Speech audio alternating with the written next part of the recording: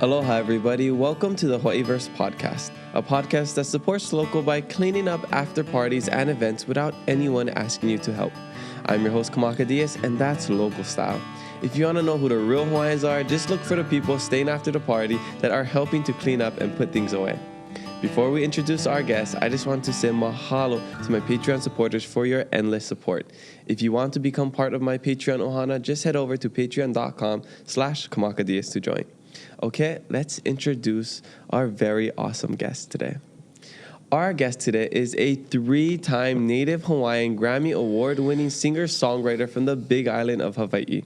His debut album, Walea, won him his first Grammy Award in 2017 for Best Regional Roots Music Album and a Nā Hōkū Hanohano Award for Best Hawaiian Contemporary Album, making Hawaiian history as the only album to ever win both a Grammy and Nā Hōkū. He sings everything from classical, musical, ballads, R&B, soul to traditional and original Hawaiian music, displaying wide-ranging talents as a songwriter and music composer. This Kanaka is also a fluent Hawaiian language speaker and has illustrated and published 5 Hawaiian language children's stories. In addition to being incredibly talented, he also has a heart of gold and donates a portion of his live shows towards programs supporting Alzheimer's patients and their caregivers. He is a true perpetuator of Aloha and Hawaiian culture.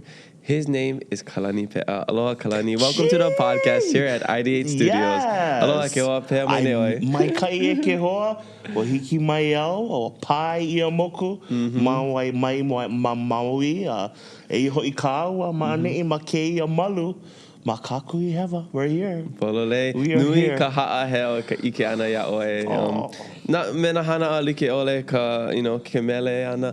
A ka inu ana I ka vai ava. O ia ka olelo a kamehameha e kahia. Pono, I mua e nā poke ma mua o kana hala ana. O lelo o ia ke ka lahui a. I mua e nā poki a inu I ka vai ava. Go forth, my children, and drink the bitter water. And no kako. Ea ke ia mea. Ke ia poema, ke ia olelo no e au. Why are we drinking bitter water? Right. Why you gotta drink bitter water for?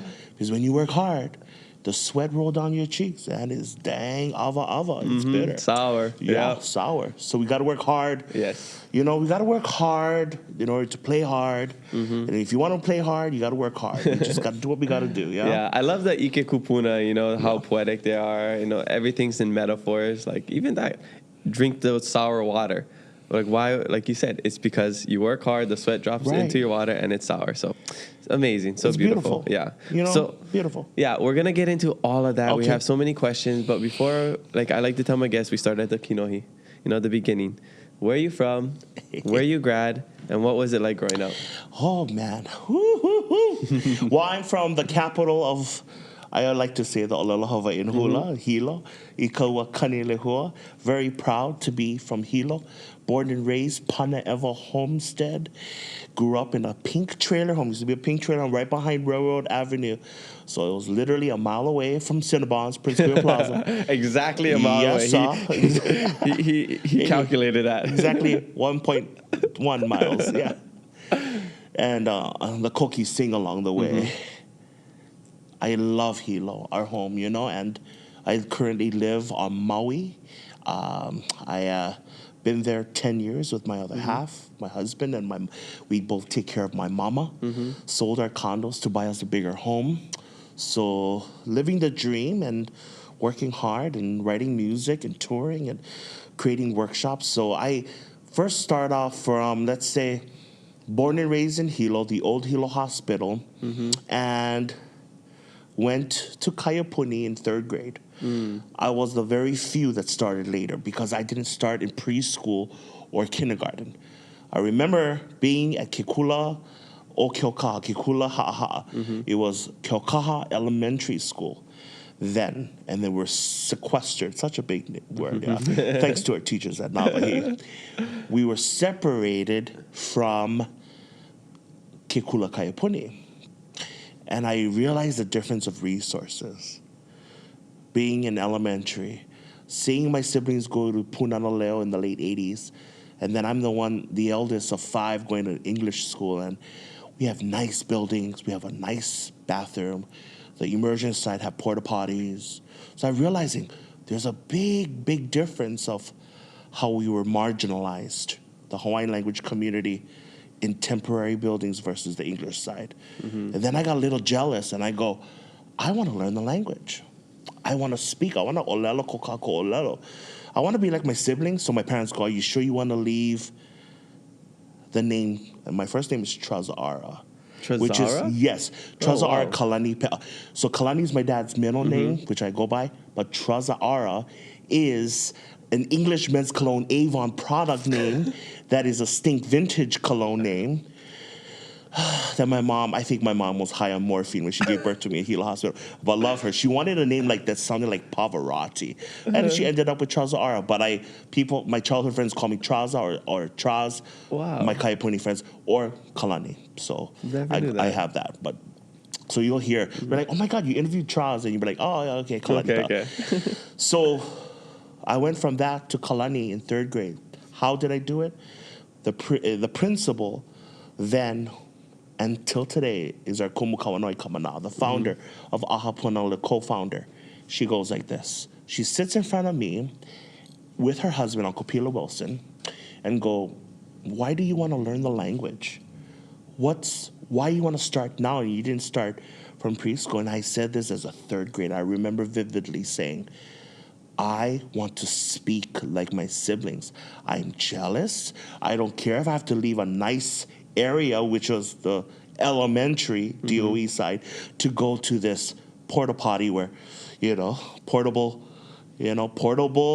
We were in basements. We were treated differently. And I'm like this, okay, I see the difference now. But I want to be in this side. I want to learn the protocol. I want to be Hawaiian. I want to learn the Hawaiian identity. I don't want to be on the English side. I don't want to do the Star Spangled Banner.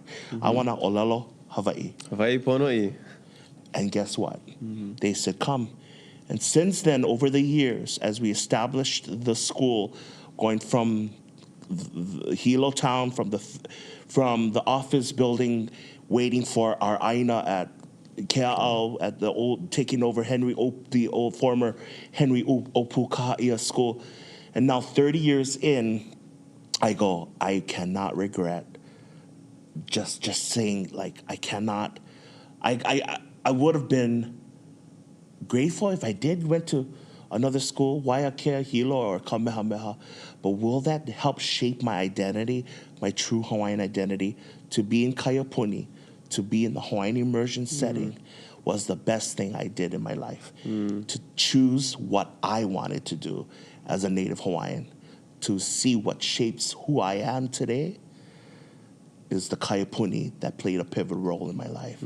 So I went in third grade, and from that, my brother, since we're graduates of Navahi, people are going in from 9th grade, 7th grade, 6th. I was among the very few that broke that mold of, like, I ain't starting kindergarten, preschool. I want to learn now, and it's time, and it's my time. So going into Kaipuni was very difficult because I went from like, okay, I'm Charles, now I got to be Kalani Pe'a. Oh my gosh, what is Pepeke Painu?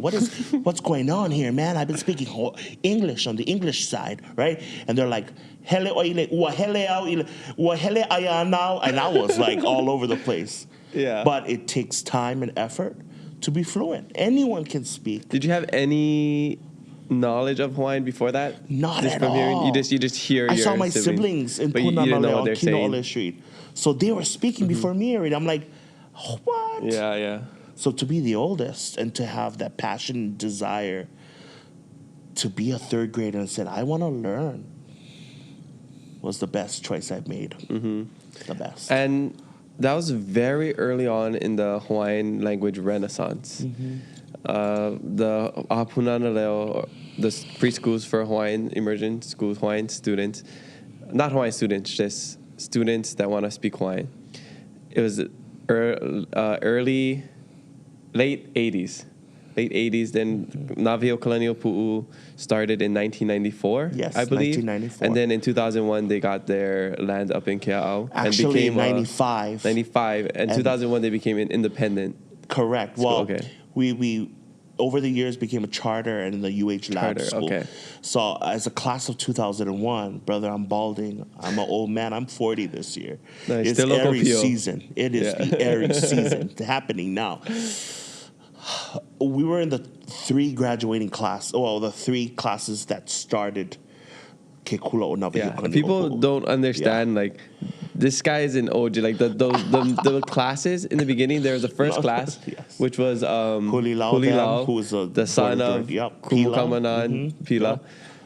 They are the first class in this Hawaiian immersion program, like, ever. Like, they are the beginning, like, the founders of this renaissance. Without them, I wouldn't be here. I wouldn't have gone to Nā Hōkū Hanohano Award. I wouldn't be in Hawaiian immersion school. So, I mean, I mahalo them. I mahalo our kumus. And then you being part of the first 5 classes. years, you know? Yep. So we started in 94 in the old Hilo office building, and right on Kilauea, right across from McDonald's, and we had like a few teachers that believed in the mission and vision of Navahi, 56 students, 3 classes. Now there's a waiting list. My sister is a teacher, highly qualified teacher there, Kalani Pe'a.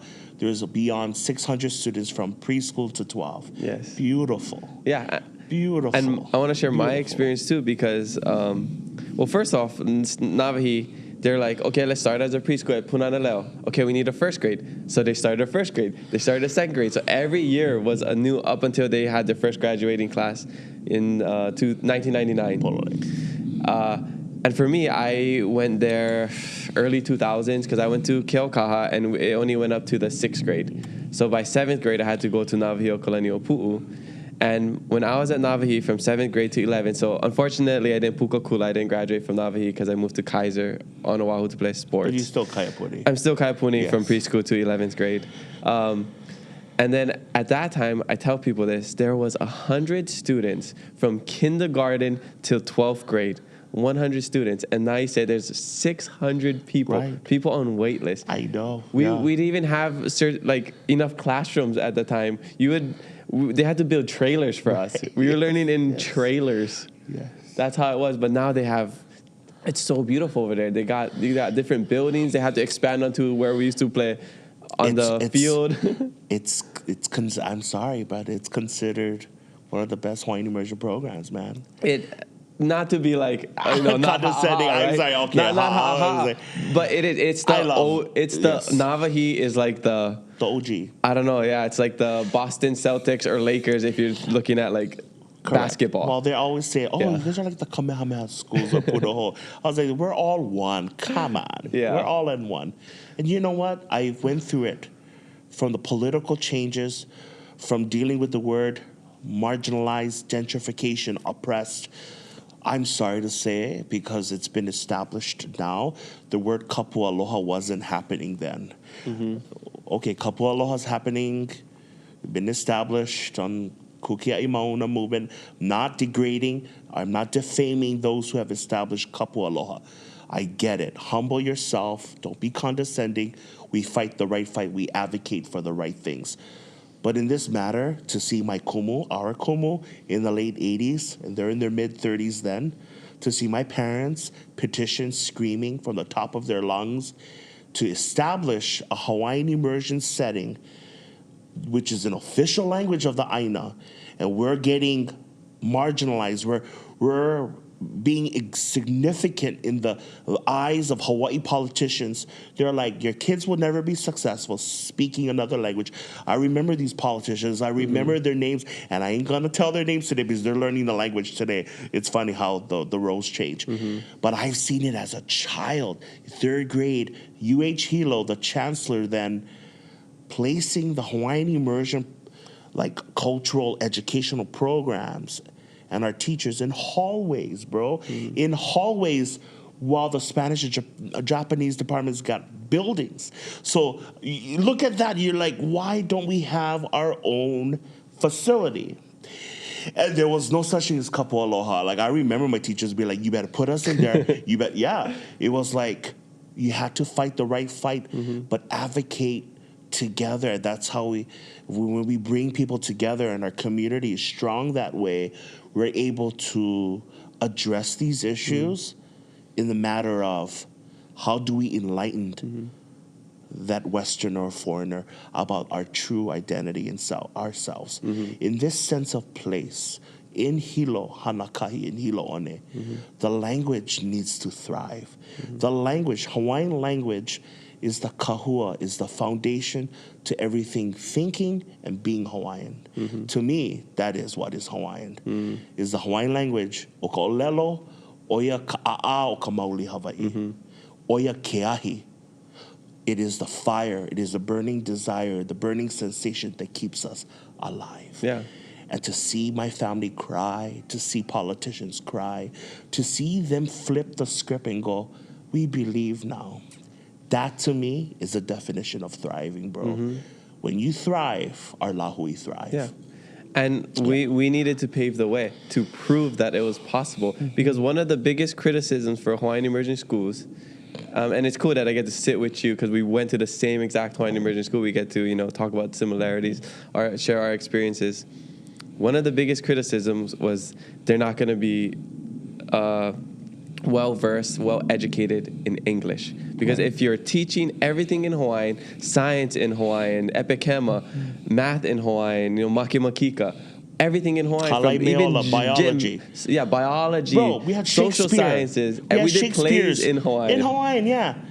And they said, well, they're not going to be good students. When they go to college, they're going to struggle. Hey, look at us now. College grad. Look at us now. We're doing a podcast. University. We're doing a podcast in English and Hawaiian. And Makolelo Hawaii. And I use the word sequester. Yeah. Okay. And we speak. And peripheral. We speak articulately. Yeah, we speak articulately, eloquently, because our kupuna taught us how to. Right? Yes, sir. Yes, sir. Bless sir. Okay. We smart. Okay. We smart, brah. That's what I'm trying to say. Yeah, and you know what? I gotta be honest though. As a Hawaiian immersion graduate, started from 3rd grade, speaking our language for over 30 years, writing my music in Hawaiian, speaking in English to those who don't understand my music, to best elucidate, illustrate, exemplify the beauty of my music to those who are new to the mele and go, what are you talking about? Why are you using metaphors? Why are you using poetry? Because Hawaii is just that beautiful. But it's all part of enlightenment and education. And here's the funny thing. It's cool to go to a Hawaiian immersion setting, and it's cool to be in the English department correcting papers of those who only speak English. So that's when Hawaiian immersion would work out. We graduated people like us. We graduated doctors, medical doctors. She's a graduate in 2000, Navahi. She's a medical doctor, thriving here in Honolulu as a doctor. We've graduated police officers. We've graduated in educators, nurses, professors, those with doctorate degrees, honorary doctorate degrees. So the Hawaiian immersion is thriving. We just need more funding so that we're not being displaced in temporary buildings. Definitely. To me, that is marginalized.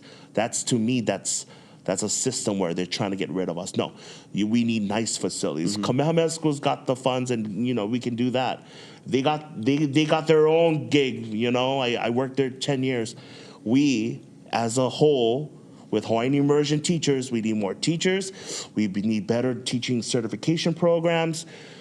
We need help, and our people need to work together, not against each other, man.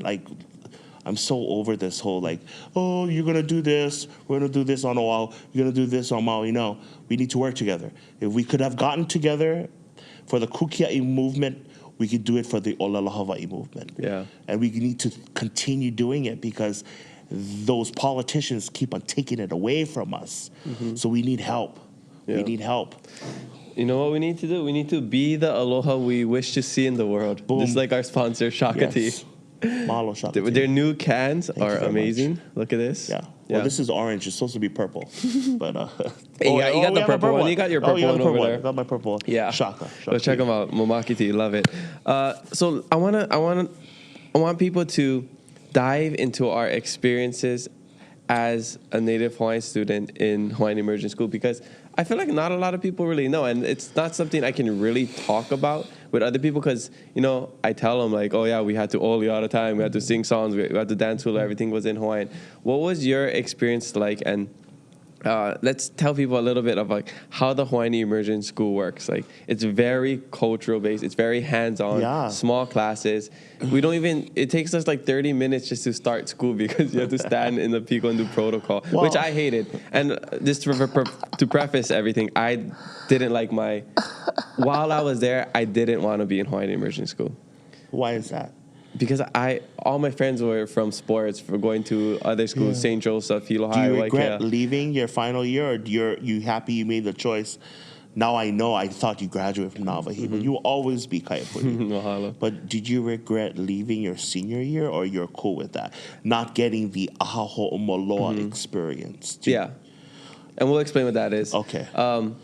I don't regret it because I love where I am today. Good. Because, you know, if I didn't go to Oahu, move by myself, I wouldn't have tried to play sports and I wouldn't have tried to go, you know, to the continent to go to college, but then ended up staying at UH and then studying abroad and learning about the Peace Corps, you know, and then in the Peace Corps, that's where I thought about the race to 50K, where I paid off my loans, and like that from the race to 50K. Which was very successful. Yes, thank you. From the race to 50K, I have Hawaiiverse. And without Hawaiiverse, I wouldn't have started the podcast. So it's all connected, right? So I don't regret it. The only thing I regret is not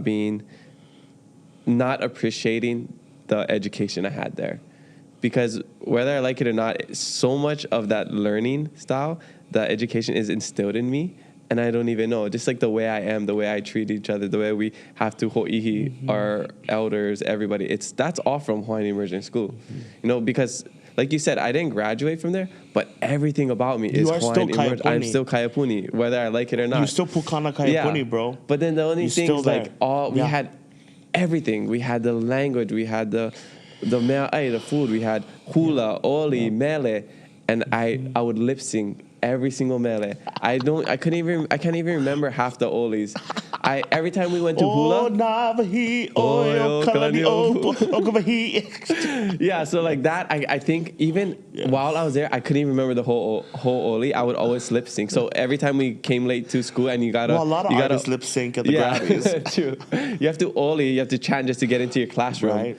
And I would always have somebody join me because I couldn't. They made you do that? They didn't make us do that. Oh yeah, we had to do that all the time. If you came late, and we'll share. We'll go deep into this, but yeah, I just didn't appreciate that. Every time we would hula, I would try to break dance because I'd watch America's Best Dance Crew. I'd want to be like the Jabberwockies, like super crew. Like I wanted to be like them. We didn't have any influential figures that we could really look up to, like in the modern Hawaii, like I wasn't into surfing, so I didn't look up to Duka Hanamoku. My family wasn't like activist, so I didn't look up to like Haunani Trask or like Queen Luluo Kalani and all that. So all I was thinking about was sports and video games. So even when we did hula, I just didn't care about it. I would get yelled at by kumuha'a, and then I just continue on. People would laugh. I was like the class clown, and then I did go on with the rest of my life. So when I got to leave, I was so happy to leave.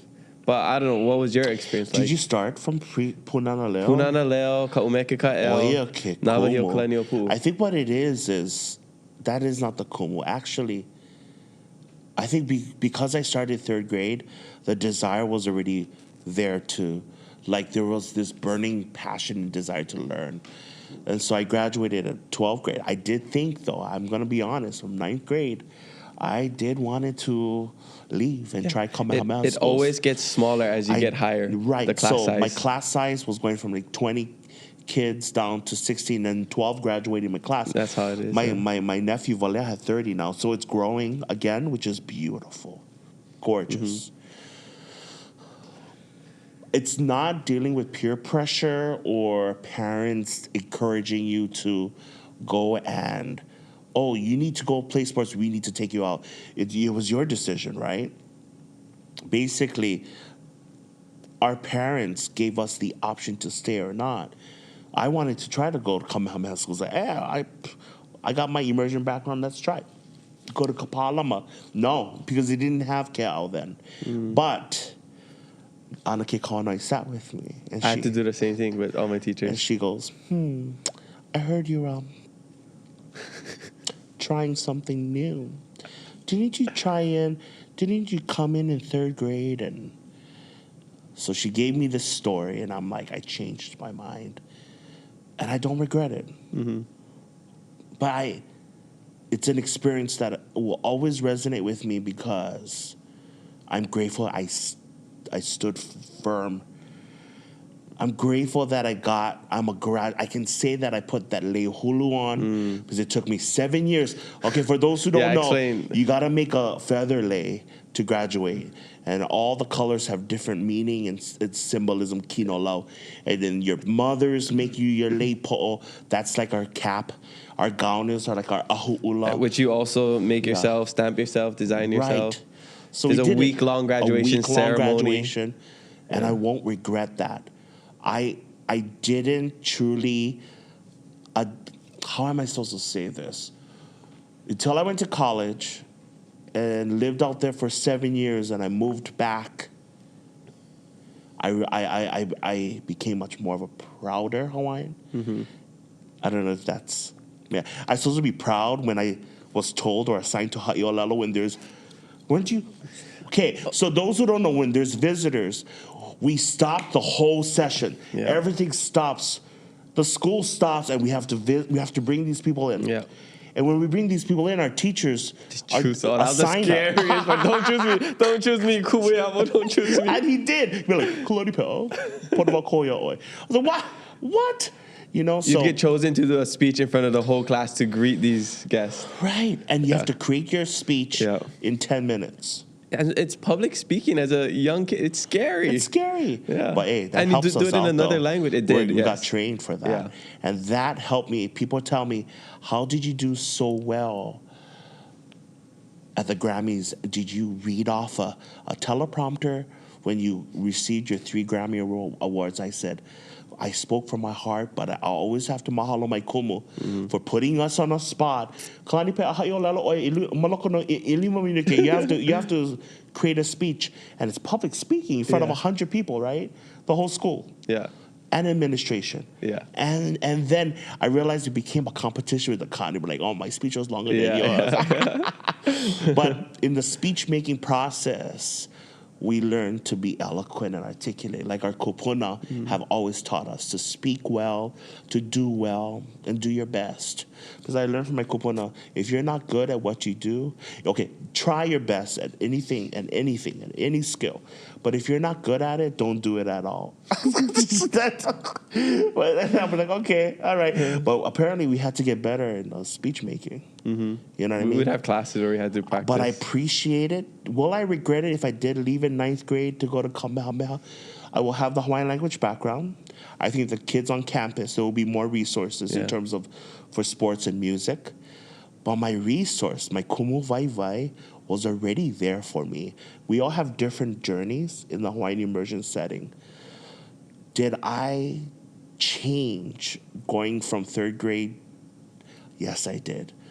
I got into this whole different realm of this is what Hawaii education program should all be. Meaning we should all require everyone to speak. See, I didn't think like that when I was at Hawaiian Immersion. Likewise, though. So what I'm saying is, when I came back from college at 21 is when I thought of that. Exactly. When I came back from Spain, came back from Madagascar, that's when traveling. When you leave, you realize what you have over here. When you leave, you realize what you have. When we leave, my brother, is when we realize what is valuable to us. And I'm so proud. I tell everyone, I come from the heart of the world. And they're like, where are you from, bro? What do you mean the heart of the world? Mexico. I was like, I'm not Mexican, by the way. They think I was Mexican, in Colorado. Yeah. Hey, you don't want big, fluffy Mexican, eh? I mean, this. First of all, I don't speak Spanish. I'm Hawaiian Filipino. Oh, that's why you're dark. Okay, well, of course they're going to stereotype you, right? And the education comes in. I speak Hawaiian. I'm Hawaiian Filipino, born and raised Hilo. They're like, oh, then they go from, oh, we love Hawaii. They touch themselves like this.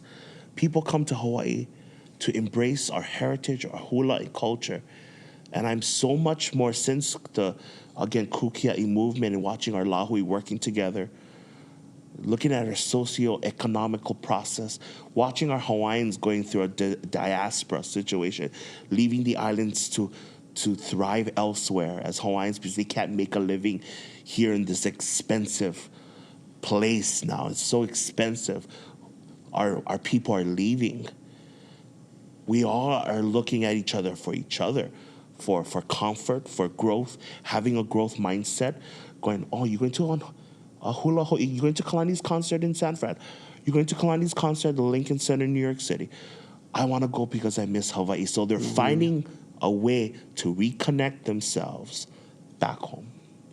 And the music allows us to. Education allows us to. And when people say, why do you cry on stage? I was like, because I write music about people and places I love in Hawaii. I have a song for my grandmother, my tutu who lives in Hilo, my mama who has Alzheimer's. I have music about people and places I love because this is where I'm from. And we should be having these conversations and stories through our craft, through our music, so that it continues on and so that the next generation can share our stories and make personal connections with people around the world through our stories, through our music, through our conversations. That's the beauty. I never thought of it, brother, until I left Colorado and came home looking pale as white, never had the sun and beach, and go like this. Bro, I'm proud to be Hawaiian. That didn't even dawn on me when I was Papa Olelo Hawaii Kumihiapo. Okay, we was already getting indoctrinated, right? Our whole lives, like, okay, this is what we're supposed to learn. But it hit me, brother, in my gut, in this like, wow, I am Hawaiian. I'm Kanaka. Like, I'm proud to be from Hawaii at 21. And this is the first time I'm telling anyone this through all the interviews I've done. I have been proud my whole life. But I promise, you remember Brown Bags to Stardom? I sang songs from like, I will never find another lover sweeter than you, sweeter than you. Or like, I'll make love to you when you want me to. All the Boys to Men All for One songs. I thought I was going to be Boys to Men and NSYNC. Shoo-doop, doo-be-doo. No. I did my record. I went to a bar somewhere in Maui in 2016. My other half looks at me and going, "You're selling out. People at the bar is getting a free concert." And I'm singing me and Mrs. Jones in Hawaiian and English because we can. Because we all love Hawaii. So I was like, me and Mrs. Jones. And then after that, my other half and my mom and everyone go, you need to record your music. You have written music. But I'm like, I want to do R&B and pop. Because I was like, I want to be the next NSYNC. But then again, I'm like, no, but I have Hawaiian music. I've written in 20 years. So eventually, that background came right back to me and go, Kalani, do Hawaiian contemporary soul music. You can sing, you are so beautiful. Ui no e ikumaka. You are so beautiful. You can sing that in English and Hawaiian because you can. Sudden Rush can rap in Hawaiian or English because they can. You can do opera. You can do it in Hawaiian and English in Lincoln Center as a Hawaiian in a sequin bedazzled outfit with your Sing Zane shirt on as well because you can. And I was told that because, remember, we're raised to be humble, not to talk about our talents. I mean, there's a way to talk about our talents, but humble yourself along the way. Don't showcase yourself all the time. But when you get told by your loved ones, we believe in you, record your music. And when I recorded my albums back-to-back, winning Grammys back-to-back, I realized this is my new path. This is my journey. So you need to hear from loved ones often, the closest people in your life, to encourage you to do what is right. Because if you don't hear it from them, you often go astray and find something else to do. But you must hear that and follow your gut feeling. I tell people, when you get that gut feeling, it's the whispers of your kupuna guiding you along the way. So again, when you get this butterfly gut feeling of wanting to record music in Hawaiian, of wanting to rap in Hawaiian, of wanting to do opera in Hawaiian, or sing a Christmas tune in Hawaiian and English, you are listening to the whispers of your kupuna guiding you the way. Since then, my life's been amazing. I got to buy a house. Nani, I love it. Nani Navahi. Nani Navahi. I love it. I just want to add on to that is saying, when we were in Hawaiian immersion school, it honestly wasn't cool to be Hawaiian. Why? I never felt proud to be Hawaiian, and it's like Who not told until you later. that? Not because that's not what we did. Okay. We learned in Hawaiian in Hawaiian immersion school. It's because we'd go to the outside world. Okay. It's like we're almost in this bubble. We go to the outside world, and I'd be with my friends, and like the cool people were like people speaking English. The cool people doing successful things were people speaking English. The athletes were speaking English. The musicians were speaking English, you know?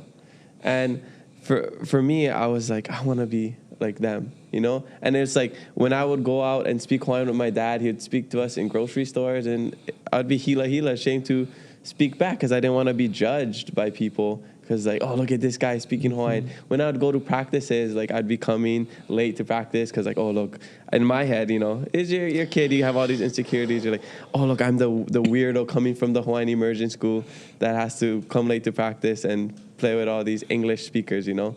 In my head, I was like, oh, man, this is so embarrassing.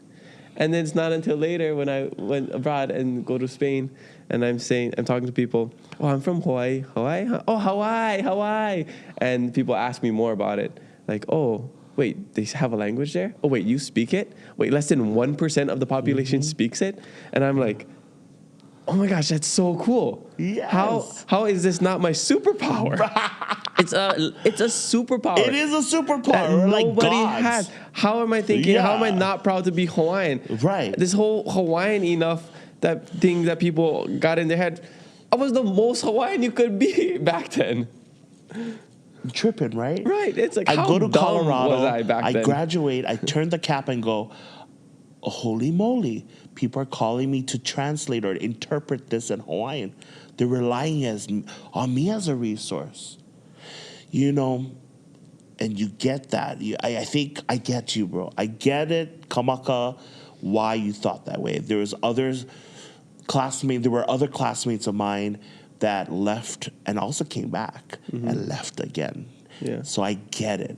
I don't think it's an identity crisis. I just think they just wanted to try something new. Yeah. I think a part of it too was I didn't feel like I was really Hawaiian because I don't look Hawaiian. Like even when I was in Hawaiian you look immersion Hawaiian school, to me. well, I mean, yeah, to the outside people, they'd be like, oh yeah, you're Hawaiian. But you know, in Navahi, where everybody's like as Hawaiian as you can get, for the most part, you know, I'd be like, oh, you're Asian. They'd be like, oh, you're Asian.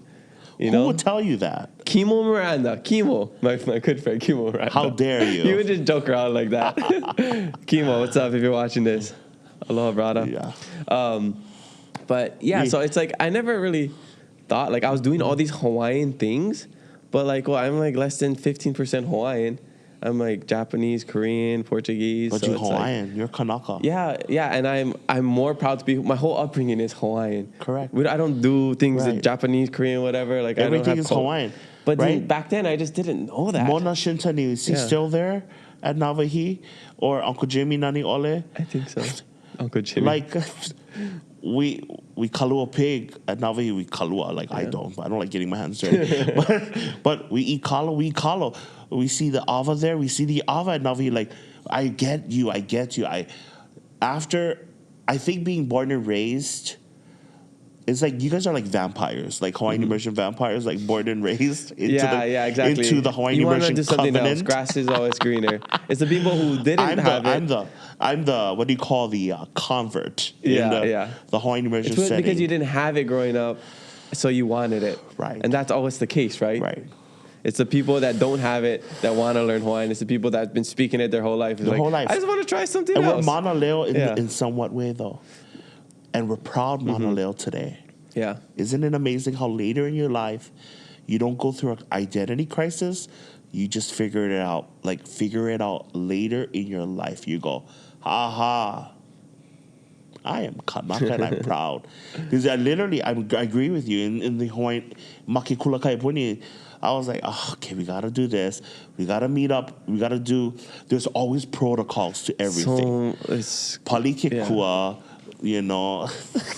Sorry, cool.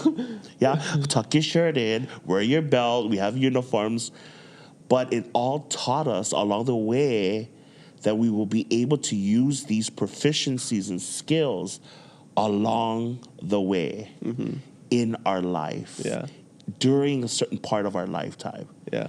Right? We learn to shave. We learn to dress properly. Do we thank our kumu and our kupuna and makua for this? We have to. Holy mac. We get to put cologne on and smell good. We were taught that way at a younger age. It didn't adapt to us until later because it's all part of the upbringing. So identity, when you figure out being Hawaiian, like, you're proud to be Hawaiian, but if you can't get it today or tomorrow, I tell every Kanaka, eventually you'll get it.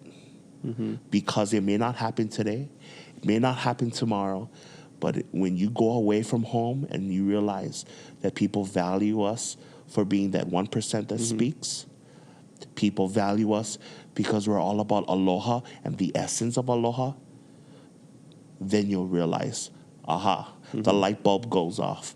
You go, bing, I'm Hawaiian, and I'm proud to be one. Yeah. And I had to go to my own journey to get to that. And you still Kaipuni, brother. Yeah. Well, go Kaiser, but you still you still Navahi. I don't really claim Kaiser. You claim Navahi. Yeah, I claim Hawaiian Immersion School. Okay, you heard that Kumu Kalanoi? You have to give him a lepo'o. He's still Navahi. Yeah, but I'm gonna be honest. A part of it is because of the different climate we're in, where it's super cool to be Hawaiian.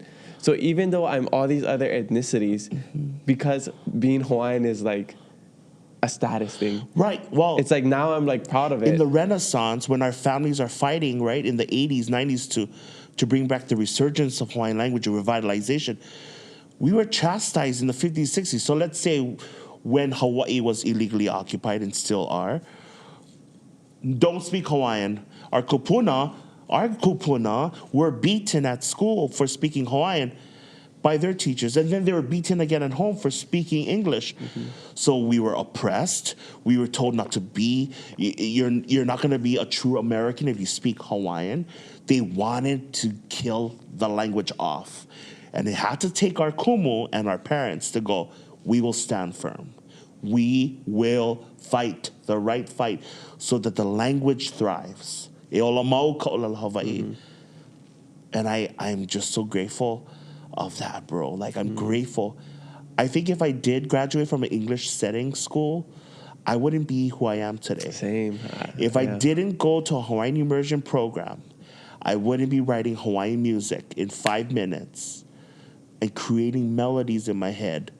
Let's say if I visited Kaniakapupu here on Oahu, which is considered the ruins. It was a summer palace for King Kamehameha Kauikeoli and his wife, Queen Kalama. And I want to honor his legacy and his ola no'ea of ua mau ke eo ka aini ka pono. Life of the land is perpetuated in righteousness.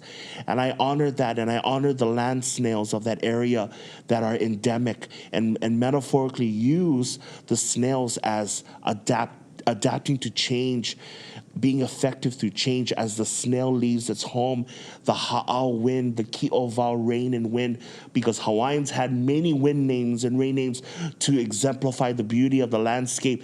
And when I write this melody in 5 minutes, because I speak Hawaiian fluently, not every Hawaiian artist can do that.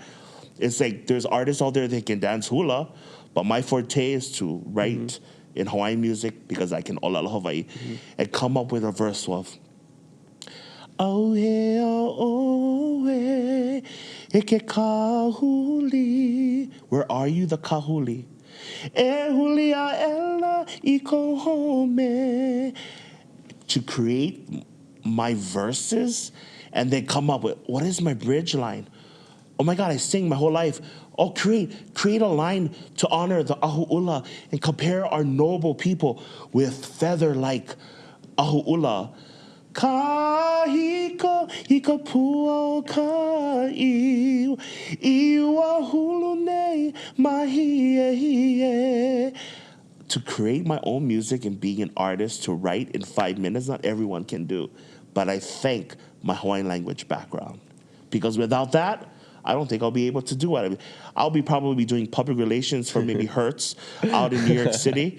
A big Hawaiian boy in a purple tuxedo going, "Hi, how you doing? You wanna buy a car?" Or, you know what I mean? Today, I get to do what I love. Flex on them. Yes. Boom kanani, bro. Yeah, boom kanani. I've heard that in a long time. I get to wear my purple, Yeah, awesome. How do you feel pendant. about, so this is something that I feel comfortable talking to you about, Okay. is when Kahanuola Ho'opili, he was on our podcast, we had this like... from Kyoho band. Yeah, super talented. He mentioned this phrase, "I Queenie," like yes queen, like these phrases in in English. Okay, like yes queen. Yeah, yes queen. Kiko pao, we say period, Okay. So we have these English phrase, like these slow lingo, whatever, and we're just making it into Hawaiian just to be fun, just to share our language with each other. How do you feel about that? Because I had a comment from somebody. I love it. Well, somebody said that it's like bastardizing the language. No, well, how do you feel about that? Did they go Okay, yeah. Yeah, thank you. Okay, so, I mean, if they went to Punahou or Iolani, they should be talking about... But anyway, no, I mean, I have friends there too, but if you have an issue with that, that's your issue. Because Kiko Pao means period. Queenie means queen. I'm cool with that. I say boom kanani. Yeah. I even use the ipu sound, and when I love something, I go boom kak kak. Ooh te ooh te te ooh. I don't care because I can. Like, I don't think you're defaming the language in that way. So again, let's go back to history. If they have an issue with that, then you have an issue with our kumu, Kumu Lali Kimura, and Anake Kawanoi, who have created the lexicon community, because through the evolution of technology, we have different interpretations of what a computer is, lolo uila, or we have the definition of a carbon monoxide. Carbon dioxide, carbon dioxide. Some people may like, it's not Hawaiian, but through the evolution of English with technical terms, you have to have certain translations. So these committees of Mauna Leo should be able to create these terms. Every language has that. Japan has it, because I tour there all the time and sell out shows. They have definitions for digital marketing, for social media. Social media, the word is papaho now, media. So you have to have people to create these words, just like Pukui that created the dictionary, so that we have a source to go to. Was it easy for her? Hawaiian people were against it too. So if it's in another Hawaiian complaining, it's been ongoing for generations. One Hawaiian cannot be happy for another Hawaiian. It's been ongoing. Many Hawaiians chastise, like they literally said to Pukui, "You're wrong sharing the Hawaiian language on these books. You shouldn't be sharing my ka'analike aku I kolelo Hawaii." And she was spat on in the community. She was chastised. And where is it today? We're all using the Hawaiian dictionary. Tutu, Mary Kavena Pukui have left a legacy. Yeah. So again, you can't make everyone happy. So if people are saying you can't be translating that and say, "I Queenie," well, boom, cat, yes, you can. If you don't like it, this is the Aries season, so Kalani Pe'a is on fire. So if you don't like it, then there's always a door. That's what I tell everybody. Mahalo for sharing that. It's funny because we always try to perpetuate the language and ho'omahua our language and say like, oh, it would be so cool if everybody spoke Hawaiian, if everybody learned Hawaiian, but then Hawaiian is a sacred thing, and then we're like, oh wait, but don't do it like that. Oh wait, but no, you can't say that. So it's like, it's weird. Like, what is right and what is wrong? I think there's nothing wrong with that. Yeah. Like, if you want me to identify or demonstrate what kapua aloha is, To me, that's new. To me, that's part of the lexicon. But I never even grew up with the word kapu aloha. And I don't know if you did. We grew up by having to move rocks and kukuli on our knees, Pai kapu haku. on top of the Building gravel. our foundation. Yeah, well, no, I'm saying we had to kneel on the rocks if we got in trouble at school. Are you kidding me? Is that legal? Was that legal back then? Sheesh. Gosh, that's torture. Well, during my time, if we spoke English like this, we will have uku ke kala, lo ke kini kala. We will have to put dollars in. And that goes as a donation to Nā Hōkū. What? I'm telling you. No, I'm serious. Okay, I'm happy we didn't have to do that. And then also growing up in 7th, 8th grade there at Nā Hōkū, they had the Sunset magazine. You had to open up a magazine and write every word English phrasing onto a paper for the teacher. I don't know it was something like, I don't know, there was a kumuhana. It was it's the same idea as like, I will not do this 1,000 times. Right. Yeah. By following in English, I get it. Yeah. But the detentions were interesting then. Yeah. But it did shape who we are today. We're a little bit more diligent and industrious as Kanaka. Like, it's so cool to be hired at Kamehameha schools for 10 years to help that school to be Hawaiian. Anyway, yeah. Yeah. Okay. Awesome. Let's get into You Instagram. caught that, right? Yes. Yeah. It's nice to work at Kamehameha schools. Mahalo pa Hawaiian. But they hired me to make that school Hawaiian. But anyway. Because we went to a real Hawaiian school, that's why. Hey, Yeah. Kamehameha. Kaiapuni. Okay. All right, let's take a shishi break because I got a shishi, and then we'll come back with Instagram questions. Aloha. We're back with some Instagram questions. It's a good shishi break. Has my shaka tea drink, so I probably got a shishi after again. Okay, so I'm actually I think I want to call this fan questions because they're not all from Instagram all the time. But anyways, the first question, this one comes from Instagram. MavRX_1 wants to know, what's been your favorite memory since releasing your first album? My favorite memory was going to Japan and eating everything twice. Oh, I want to do that. Touring in Japan, eating everything. People love you in Japan, yeah? You're like a no.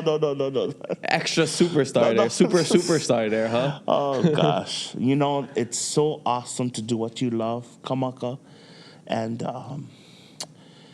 just be one of the pillars of perpetuating Hawaiian music and culture, and because we've had many of our kupuna aunties and uncles that have carried that torch, but to travel around the world, to do shows in New York or in Florida and California, it's such a blessing, man. Like, for me, the biggest reward after getting the first Grammy, the Grammys don't define who I am. The accolades, but I'm still that Hilo boy. Darn cool. I'm still that Hilo boy from whatever, right? Yeah. I know that building relationships is the key to success, but being able to do what I love and meet up with fans across the globe at the end of my shows.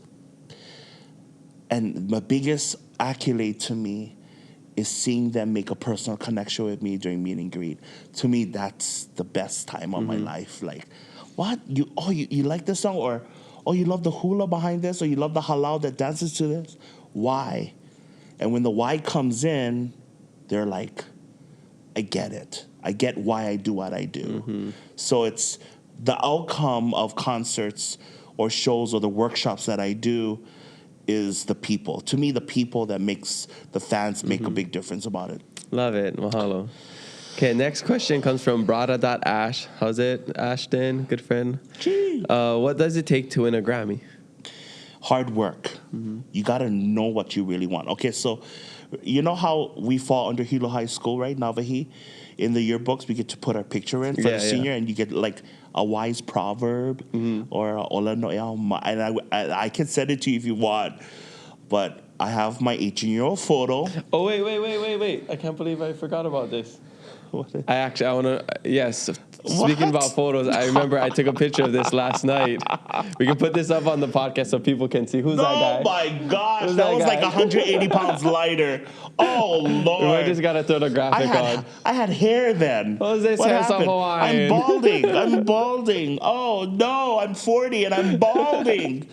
Oh my You gotta gosh. check that out. So sorry to interrupt, but I just remember that. Oh my God, you pulled up an old photo of mine.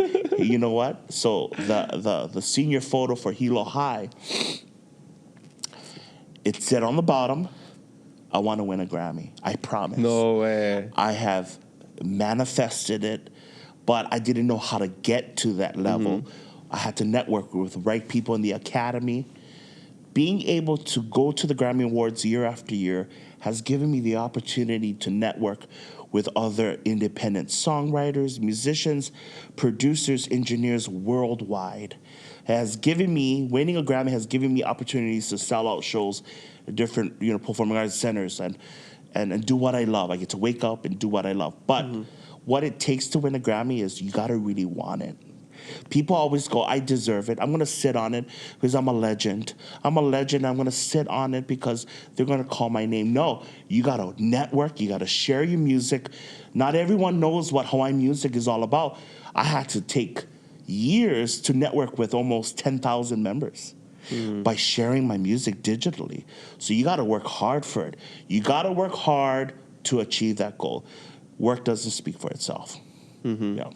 Awesome. And it's hard to, for people that don't even know how hard it is to win a Grammy, it's not just a popularity contest. Like, Snoop Dogg hasn't even won a Grammy, and everyone knows who Snoop Dogg is. I know you had a song with Brian, did you have a song with, Kimia. Kimia has a song with Brian McKnight. I was listening to it the other day, and I looked up Brian McKnight, and he's like he hasn't won a Grammy. And I'm going to be honest, not everyone should win a Grammy to be successful. There's a lot of big artists that are selling arenas without Grammys, but that the Grammy is a little push for my career. But if I never had a Hōkū or a Grammy and I still wanted to do what I love, I'll be able to do it. But at the extent of what I'm doing it, how I'm doing it now, it's the accolades and the background in my career has enabled me to move forward. When performing arts centers here, you won 3 Grammy Awards as a singer-songwriter, music producer. We want to book him here. We want to book him here. So they look at my value, my artist fee. I get all these sponsorships, and I thank Alaska Air, and I mahalo Hawaii Theater for hosting my shows, and Koaloha Ukulele. And these sponsorships end up being partners, and these partners end up being my ohana. So from a Hawaiian culture perspective, you get sponsors as a musician, but you end up being ohana. And that, to me, that's Hawaiian. So I love building relationships. I love collaborating. Nice. Because I cannot wait for you to print my shirts from this point we're going to work on that. So we're going to, stay tuned for some Kalani Pe'a merch. Queenie. We could probably do something cool with I want Queenie.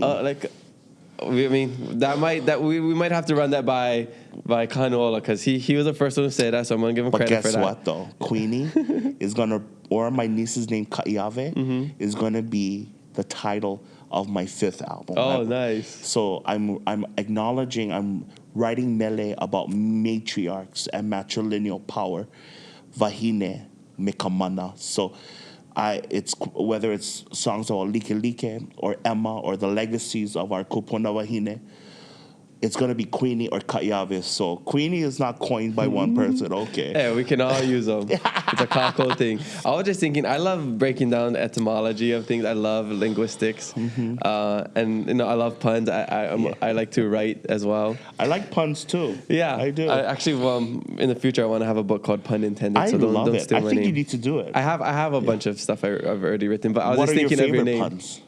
It's more. They kind of come naturally. I can't think it off the top of my head. But I was thinking of breaking down your name, and thinking of a T-shirt like Kalani Pe'a. Just have a a picture of the sky and a pe'a, like a sail, and that's just your name, but in a picture form. I Kalani love Pe'a. it. Not saying we have to do it, but I'm just saying. I think we should do it. I'm thinking of it. That's how You're my mind hired. works. That's how my mind works. I like Mr. to like Diaz, break you're down. hired. Wahai oi. Mahalo. See, smart. Hawaiian immersion, that's why. Yep. Hawaiian We immersion. learn to makavalu, look at things Makavalu! in different ways. Just like that whole big, makavalu. There's a upena. You know what? That's a good idea. I like it. It's like saying it without saying it. And the back says "I Queenie." Yes, exactly. Yeah. Okay, so we're asking how to win a Grammy, and speaking of Grammys, my Grammy, Roberta Diaz says, this isn't a question. She just says, I thoroughly enjoy your music. Oh. You have a well-modulated voice with great tenor tones. Oh. Happy to see you on Kamaka's podcast. Aloha. Oh, aloha nui. Hi, Grandma, if you're watching this. We're not live, but when they see this, it will be live, I guess. I don't know. Yes, sir. Okay, so these next questions come from Patreon. Kathleen Montemeyer wants to know, is Kalani working on another album? I am, and it's probably going to be called Ka'iave or Queenie. Stay tuned. Hey. And you said that will be your 5th album. It'll be the 5th album within my 6-7 years in music, professional recording. Yeah, awesome. Yeah.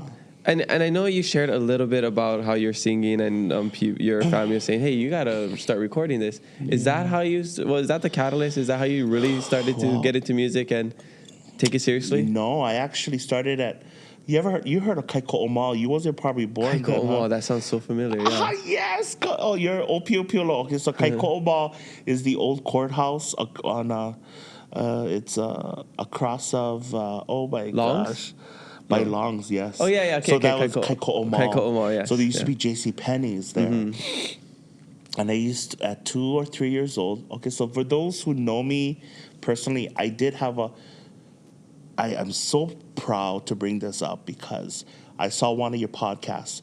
Oh, my gosh, this brother went to my concert, but he talked about his speech impediment. So I had a speech problem. Yeah, Elijah Kala, McShane. Bro, I love him. Son of Oahu. Kupa'a, Kanaka, Hawaii. Love him. He came to my show before. Mm-hmm. Love him. And I saw your podcast, but I also wanted to address that I, too, had a speech problem at 2 years old. So before going to the Hawaiian immersion side, at 2 or 3, though, that's preschool, my mom put me through Easter, what do you call that, Easter seals? So it's like having a speech therapist. I had a hard time with using phrases and hopuna olelo and just speaking like a normal 3-4-year-old. Like I barely spoke. So today I just can't stop speaking. The floodgates are open. And so my mom and dad were shopping at JCPenney's and I ran away from them. And when I ran away from them, they called the security. And the security guard caught me with my parents following the security guard, serenading a mannequin. And they were like, this boy loves to sing. And I think I did like, I can show you the world. I love Aladdin. I did Aladdin. And they were like, my dad was like, this boy is not doing football. So my younger siblings do football. I was like, I ain't going to do football. I ended up in music, learned how to, try to learn the piano and guitar. But I ended up being a vocalist and a songwriter because I have a band now. And so over the 30 years, I learned a lot about music theory and ear training, and music saved my life. Music became my la'au. Music became my medicine. Like I was able to overcome my speech problem by singing, bro. Like it just remarkably, people think music brings happiness, but music was my medicine. And my parents putting me through choir, voice training, singing, learning how to play music gave me the chance to soar, build my self-esteem, and overcome a speech problem. So I thank my parents. They're so influential in my life. My grandparents, our Ohana and Hilo is basically, our Maoli, part of our Maoli, part of who we are. So that's how I started music. 2 or 3 years old, I kind of remember serenading an old mannequin. I was grabbing her hat. I was just trying to sing to her. I'm thinking she was Jasmine. I was Aladdin. And so I did many talent shows, won many brown bags, and I thought, and I tried out for American Idol when they came here in 2000. I don't even know when. I camped out in 2006 at the Aloha Stadium and thought American Idol will make me who I am That would today. be the big break. Yeah, but it didn't. They said I wasn't the ticket. And so when you hear all these negativity that comes to you and one door closes, another door opens, I believe in that. I believe in being proactive and working hard towards your goal. When you get to that pahu hopu, that goal, people always ask, what happens next? We always continue to strive for more and continue doing the best we can. And within the craft that we develop, right? We have all different, you have your masterpiece. That person has their masterpiece. But how can we come together and grow and prosper? So to me, I yearn off of learning and developing new learning experiences. And I'm 40 this year. So. Hey, looking as opio as ever. It's the Hawaiian Filipino, the Filipino blood. Yeah. Awesome. Okay. Last question comes from Mike Kalani. Which song, and this is my brother, he Kula Kaipuni, Navio Kalani grad. He says, which songs did your class create? Because he said, did your class create Huki'ia, Nani Navi, and he threw out some songs. Because he says when he was over there, he remembers like one of the classes, you guys wrote. Yeah, so we are the OGs that wrote the song Pa'a.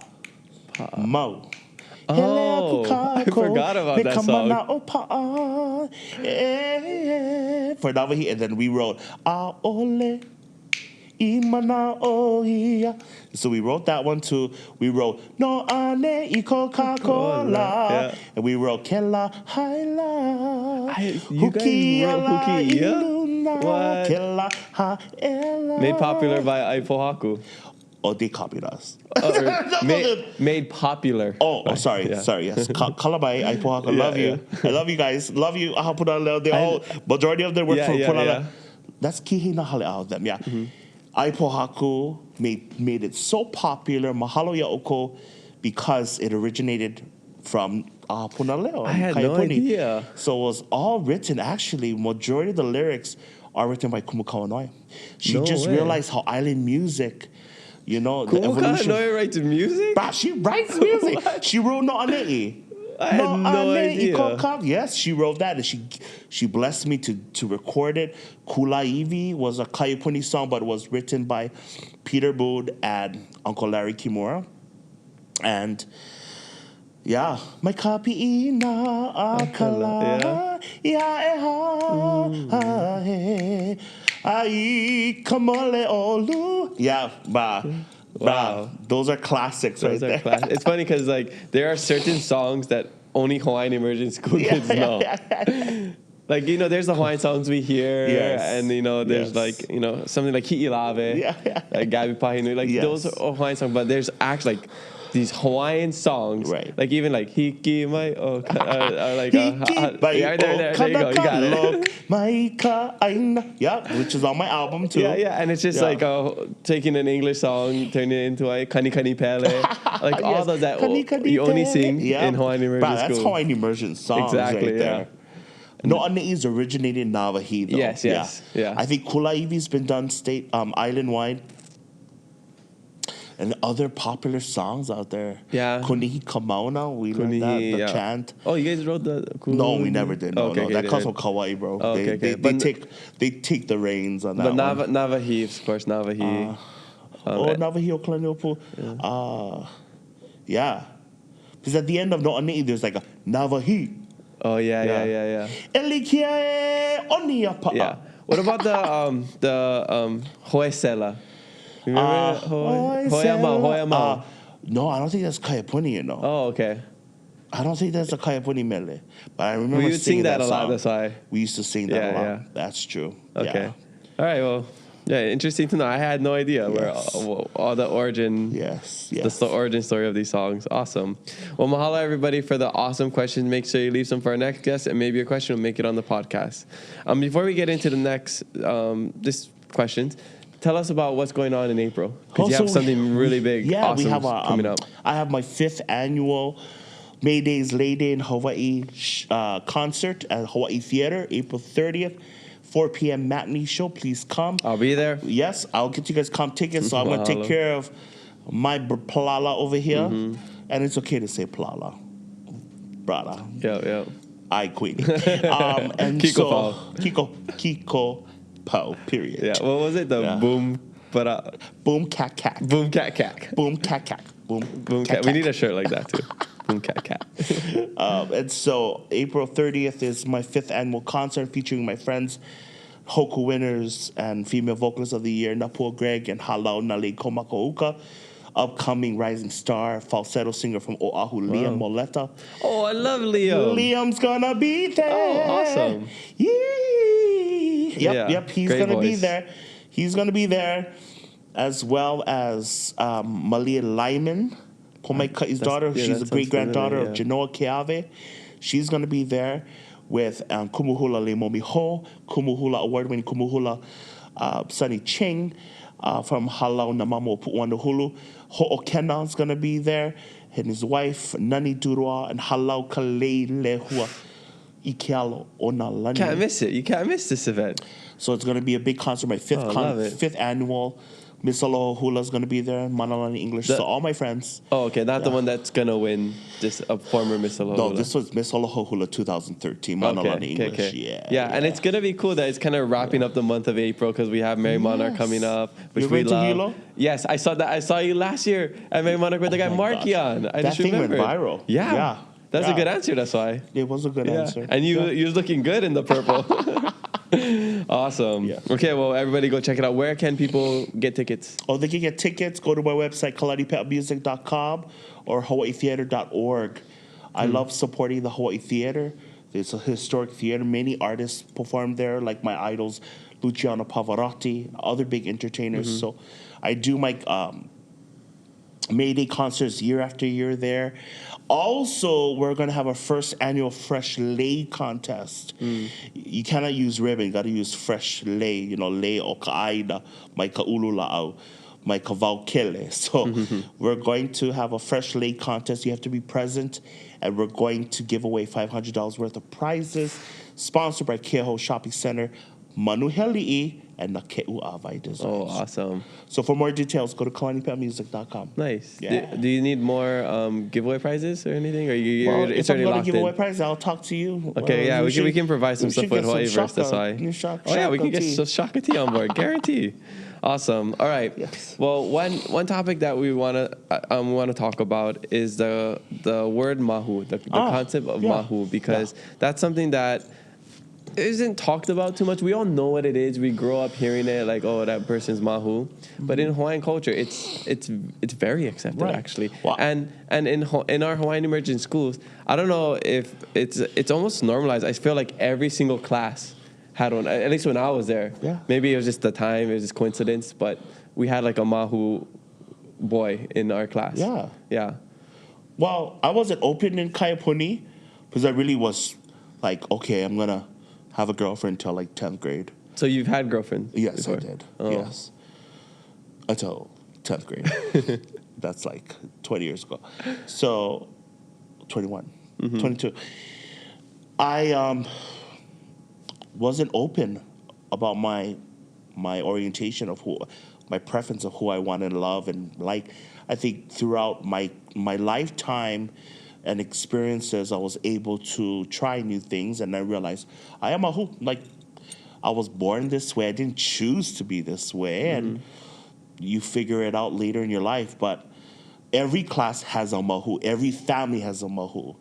And for those who don't know what Mahu is, we're part of the LGBTQ plus community, and we're not doing any harm unto any other people. All I know is that we're just being our authentic selves. Whether there's drag shows, whether those drag shows can be PG-13 and be family-oriented, there's shows out there that can be that way, and people are against it. And then there's Mahus who are male figures like me, who are married to another man, who is from Hawaii. We are who we are, and we just realize love conquers everything. And Do you like the word Mahu? I love the word Mahu because back then, people would use that as a defamation of Like character. a derogatory Right, you Mahu, term? Yeah. you Mahu, you Mahu. Oh, you acting Mahu. Or you dance hula, you Mahu. Or you Mahu, Mahu, Mahu. And then as you dissect the word Mahu, who is to explore, explode. Hu, Or kaha'oli, hua'e, yes, anything. to express. Yeah. And it's so beautiful to know that Mahu have been used by our ali'i, by our king and queen. They loved and reared us, and they loved mahuahine, even transgenders. Our transgender ohana, not transgenders, my transgender brothers and sisters. We were held at high, noble positions. You can see it in Hawaiian language newspapers. You can see it in chants. I mean, we have chants as far back as our kumulipo, talking about our connection to and love for one another. There was no label of who to love and how to love. Our ali'i held us in high regards. We are healers. We provided medicinal plants. We provided the medicinal usage of these plants, and we were cultural bearers, and we are genealogical holders. We were the source for genealogy. We were the noble children's advisors and mentors.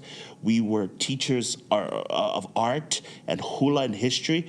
So when people chastise us and say, you Mahu, it's wrong being that way, well, they can't separate church and state. They're bringing in their Bible. And that's a whole different conversation. It's all based off of Christian beliefs. Correct. Right? When Christian beliefs come in, they're going to say it's wrong because the Bible says this. You know what? I respect you. You do what you got to do with your Bible that has been edited many times. Yeah. But you cannot be a politician, and you cannot be any politicians and say you want to speak the language and Olelo Hawaii, yet you're against our Mahu community and more so the drag shows that are being hosted. Because we're not causing any harm. Yeah. We're not grooming. And I'm not going to say what politician is this, but he knows who he is. Yeah. I've commented on his page. But you cannot be a politician and you're up for Olelo Hawaii, yet you're against our values, of the morals of our Mahu, because we work side by side. Mahu speak Hawaiian. Hawaiians, there's Hawaiians out there that speak Hawaiian on Mahu, and I'm one of them. Yeah. So, The one thing that's interesting to me, because I don't have a dog in the fight, I'm straight. I have my girlfriend. You're comfortable with your skin. I'm comfortable, but like you say, I'm always happy for people. Whatever you want to do, as long as it's not hurting each other. Right. You're not hurting anyone, then do Correct. whatever you want. But the thing that's interesting to me is when I travel and I learn different languages. So when I learn Malagasy, the word for him or her is easy, which means it. Which there is, and I guess we don't really have to get into pronouns, because I'm still don't really understand them. But I'm just speaking objectively, speaking of the language. Easy, there's no word for him or her. Easy reo is them, they. Easy is boy or girl, it. Like how we have oya in Hawaiian. Oya and oi. Exactly. So I started thinking of Hawaiian language, and even in Hawaiian, we don't have a word for he or she. It's oya. Oya is all-encompassing. It's gender neutral. So when I think about that, and then I'm like, so maybe some cultures just didn't see gender like that, because it's just, there's no word. And even for siblings, we don't have sister. I mean, we have slang, and we have like kaikuana, kaikunane, kaikohine. You know, tita, whatever. That's just slang. Lala. Yeah, but even in Malagasy, it's just like for the relationship between a guy and a male and a female siblings, it's different than what a female sibling would say to a female sibling, or a female sibling would say to her male sibling, and that's the same in Hawaiian. So it's interesting to think about that, is that there was never really a brother, sister. I never grew up with pronouns and all that he. Yeah, and I didn't think about that until later on, until I learned the other languages. I didn't think of oya as like gender neutral. Interesting. Right? I never thought of that growing up too. Yeah. Like, we didn't have gender-neutral bathrooms, though. yeah. But in the context, in Olelo, Hawaii, Yeah. our kupuna, they knew exactly that. Again, when Oprah says laws of attraction is, that's the secret to success. If you believe in it, it'll come to you. If you want the lights turned green, it'll be green. Our kupuna already knew that. We had a calendar to follow the moon phases. Our kupuna knew not to label us. Love is love. Like, prior to the arrival of Christianity, we never label people. If you want to love that person, go love that person. You know, po'olua and punalua, too. Polygamous relationships were happening, prevalent. It was prevalent in Hawaii. But today it's all about morality and monogamous relationships and what is morals and values and how to follow the book per se. But what scripture should we follow? And I'm not against it, but people need to stay in their lane, meaning they need to respect all people. We're not hurting nobody. If you are a good person, I believe, then the person that you're good to, and good things will happen back to you. I believe in good karma. Just be a good person. Yeah. At the end of the day, just be a good person. Just love one another. Yeah. Aloha. Aloha always. Aloha every day. Yeah. So what I was saying, I wasn't really trying to make a point or anything. I just wanted to bring up that perspective and just have people think about it, of like how, you know, Hawaii, Christianity was brought to Hawaii, and, you know, it's not okay to, you know, for a man to love a man, woman to love another woman. But we also don't have genders in the sense of pronouns in Hawaiian language. So just something to think about. Maybe talk with some people. It's beautiful. Because like I said, I'm not on one side or the other. It's just, let's have these conversations. Let's be curious. Oya, that's all is it's a about. he and she. Yeah. It never really dawned on me until now. Yeah. At age 39. Thank you for educating me, brother. Exactly. Because, my gosh, if the Greek gods could be loving one another, and our gods too loved one another, and our guardians of the universe, and it's all exemplified in chants and mele. Yeah. It's beautiful. I don't know. All I know is at the end of the day, you don't know the right answer. You don't know the right answer. You don't know the right answer. So who's to say we're wrong or right? This don't hurt anybody. If you pay my bills, then I'll let you judge me. But if you don't pay my bills, then I'm always right. No, okay. I'm just joking. All right. So real quick. Yes. How did you meet your husband? I met my husband. He loved this big boy. He followed me on MySpace. You ever heard of MySpace? MySpace? No way. We got a MySpace love story here. This is awesome. MySpace. I mean, at least it was an AOL Messenger. AOL, it was my first experience. I was like,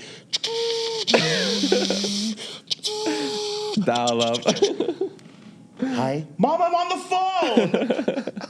Remember when that was my first experience. Remember we had landlines and there's multiple landlines in the home, so somebody could grab the other phone and listen to your conversation. You grew up with a landline too, brother? Yeah.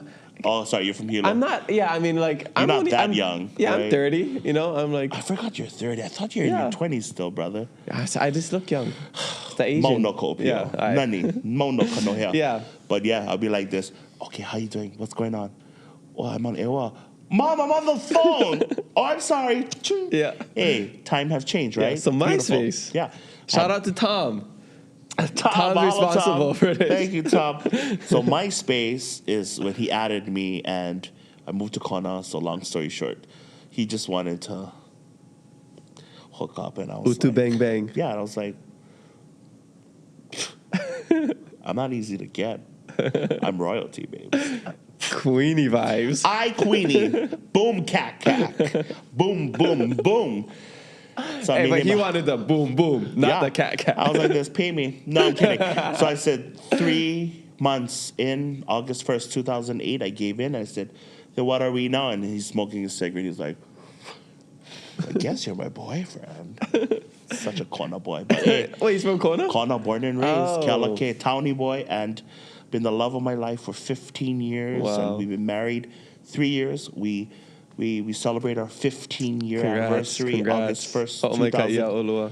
Mahalo nui. I'm happy. We live life. We travel. We do our best to be good to people and surround ourselves with love.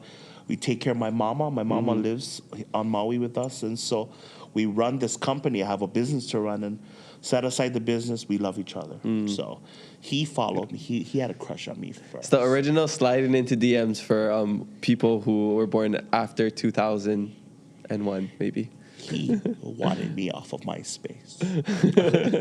and then we met up in Hilo because he drove over Saddle Road and stuff like that. But life is good. Yeah. Life is awesome. good. So when did you decide to come out, and were you afraid of being accepted, being judged? Colorado, 21 years old. Eventually, your parents know. Your parents are all smart. They're smart. They know exactly. Oh my gosh, he's been like this since 2 years old, but we're not going to talk about it. Some parents do talk about it. My mom and dad waited for me to bloom in front of them, come out of the cocoon, right? Like a beautiful poo, lelehua. Hi, Queenie. But no, I actually took time. Graduated from college at Colorado Mesa University. I was dating someone prior, and I said, Mama and Dad, I love somebody. And they're like, speak. And my mom looked at my dad. She goes, he's coming right now. He's going to talk about it. He's coming on. I was like, what are you talking about? Oh, really? You guys already know? We already knew. We love you. And to hear that word, we love you no matter what. You're our son. To me, that is what every child who is going through what I'm going through want to hear. Because often children do not get that support. Whether they're 10 years old and they're identifying themselves as a woman, they were born male, but identify themselves as a woman at 10 or 11 or 12 or 13 years old, they don't get the same love as much as I'm getting from my parents. My parents being born and raised in Hilo, mom comes from Wainako, dad from Keaukaha. I come from a loving family. They looked at me and go, we love you, son. We already know not every ohana has that. So for me, I was curious at first. I did things, loved it, ended up in a 7-year relationship secretly, came out at 21, left that relationship to be with my soulmate today, and I'm just the happiest. People need to be happy, and it's all about timing. And if you're not happy, that's your the biggest aspiration is to be happy. Like what Beyonce will always say, you just find that happiness, because if you're not, life is short, man. So I wasn't happy. I was not happy with hiding in the closet and being LDS, being Mormon on top of it. I'm LDS, fourth generation, great-grandparents from Puna, LDS, grandparents, LDS, parents, LDS. So I'm like, am I going to get judged at 21? I'm like, oh my God, I'm about to open up to my parents who are inactive. We're inactive Mormons now. But I grew up, I'm a fourth generation. My niece and nephew is 5, but we're all inactive. So coming from a strong Mormon household, my grandmother sang in choir in Keaukaha Ward. We used to have a Keaukaha church with Auntie Edith Kanaka Ole. So Auntie Edith was strong Mormon, and so was Auntie Genoa. But to come from that background, how do you seek acceptance when you come from a strong Mormon lifestyle? My Mormon family love me today. Not because I'm famous, but they just... Not because I'm famous and I bring a Maui cookie lady every time I come and visit I go okupu with the Maui cookie lady. I make everybody momona, but you know what? My family loves me for being me. I've been the same Kalani Pe'a from like the day I was born all the way through all the fame and all the love and laughters and concerts. I've been the same Kalani Pe'a from Hilo to Maui, from Maui to Honolulu, from Hilo to going to college in Colorado. I'm the same Kanaka. And I'm not going to change. I'm the same Kalani Pe'a you'll get. And so people always go, people who do not know me go, he won the Hokus and Grammys. He doesn't know where he comes from. He's such a show off.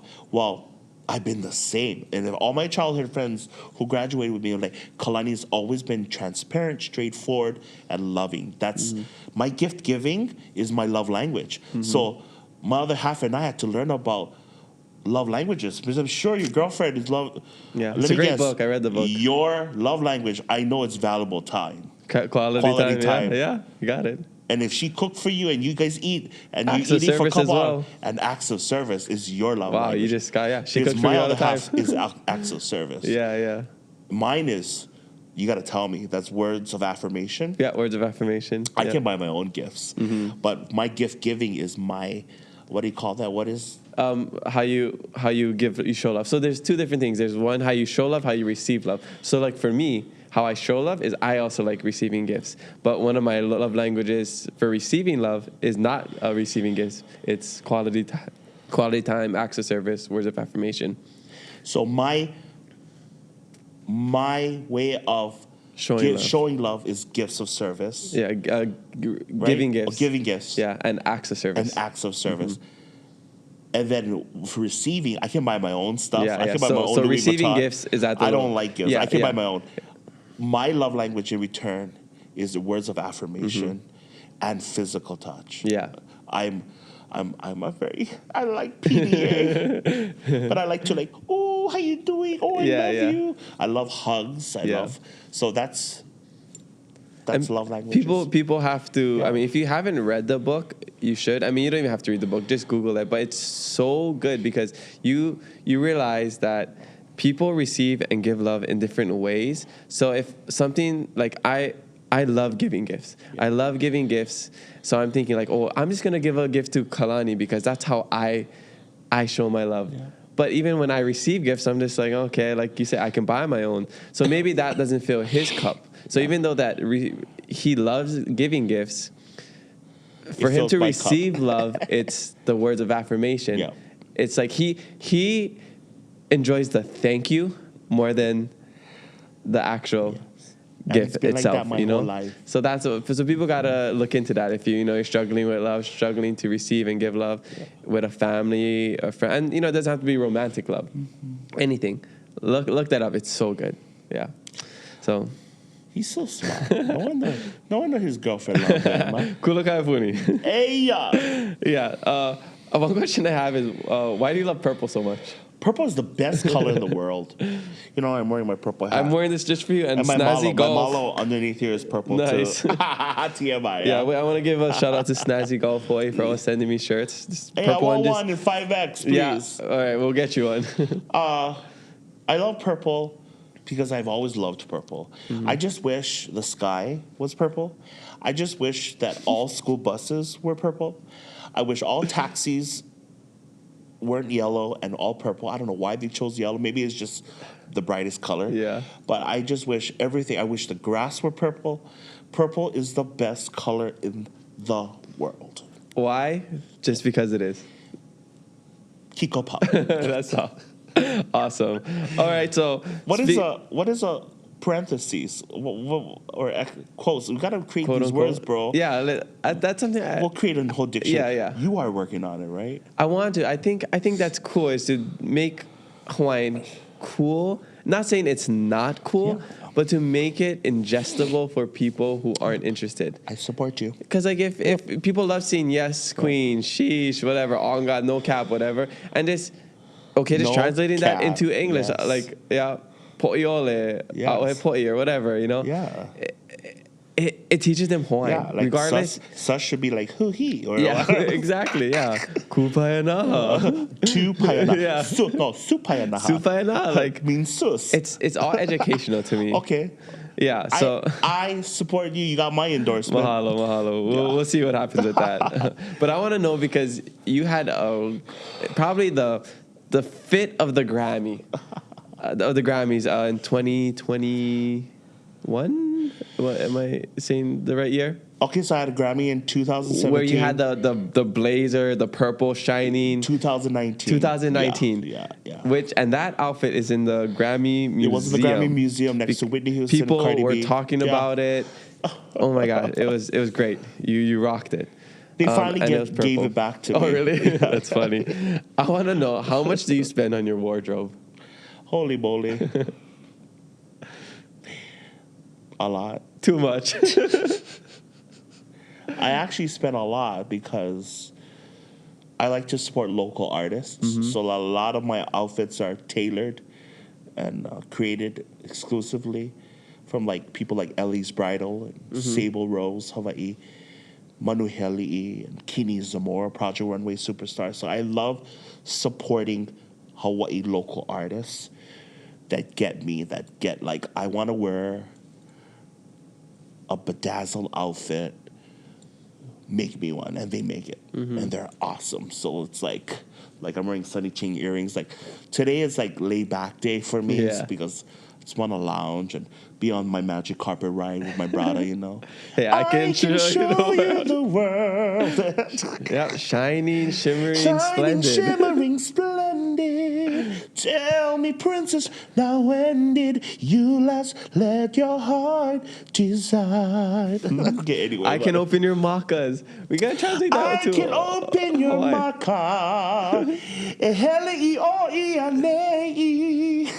I love it. I love it. Iluna ailalo. Kupayanaha. Supayanaha. Ana supayanaha. Magic Kapeka. Kapeka. Holo holo akuai. Holo kapeka. Yeah. And it's so funny. There's artists today that are rapping a lot in Hawaiian. It's so cool. Oh, Canada, You know, and the whole crew. they're influential. So when people ask me, are we losing the essence of Aloha through Hawaiian music? I get asked that all the time. Hawaiian music have changed over time. We have the era of Sirapahi Nui. We still do have it. You know, like slacky music, the old Hawaiian music. Waikiki Shell sells out. You know, Makasans and Ni'ihau, they're all. We had that era where our grandparents listened to music from the 40s to the 70s, and then Henry Kapona comes into the 70s, early 70s. Then we have Fiji and Robi Kahakalau, the island music era, the early 90s, late 90s, early 2000 island music, and today they're big. But are we losing Hawaiian music? I don't think so. I just think that Hawaiian music changes. It's evolving. It's always there. We will always be around because, again, the Hawaiian language makes it Hawaiian music, right? O ka olala Hawaii ke kahua o na mea apau o ka ike Hawaii. So I always get asked that, are you doing slacky? Well, I don't do slacky. I do Hawaiian contemporary soul music. I sing Hawaiian music in a contemporary sounding. Because there's a traditional falsetto singing, there is leo ha'i, there is all kinds of tiers of Hawaiian music. Like, it has evolved in time. So I don't believe Hawaiian music's changing. It's going nowhere. It's staying here. We're here. Oh, let me rephrase that. Hawaiian language will go all over the world. It's going all over the world. But the Hawaiian language is still here, so the Hawaiian music is still here. So I get asked all the time, oh, do you think that that we're losing our Hawaiian music, the essence or the sound? I'm like, can you explain to me more? What are you talking about? Yeah. Oh, we're not hearing more people singing with steel guitars. I'm like, no, it's still around. There's just an era in time. There's an era in time. So we have to educate people. You know, Hawaii Five-O, those dancers are not Hawaiian. They're Tahitian dancers. Yeah. So education is the key to success, my brother. I think that's the kind of same mindset where people are a little stuck in the past. It's like, okay, if you're not speaking Hawaiian like our kupunas, like a manaleo, then you're not really speaking Hawaiian. But that's just how they spoke back in the day, and this is how we speak now. When we speak Hawaiian, we sound like how we're talking right now, you know? Right. Yeah. Makolelo Hawaii, kia ko'uleo. I can't choose it. This is how I speak. If I was raised by Manaleos and they told me like, then I would speak like that. Like we were both raised in Hilo. Yeah. Under the malu of founders of Aha Punaleo. So my olala Hawaii is ahele kako I ka hale. Malila no kako e ike ai ka hopena o keia. That's how I speak. I'm not gonna. if I was raised in Nihao, then I'm like, they use English. Yeah.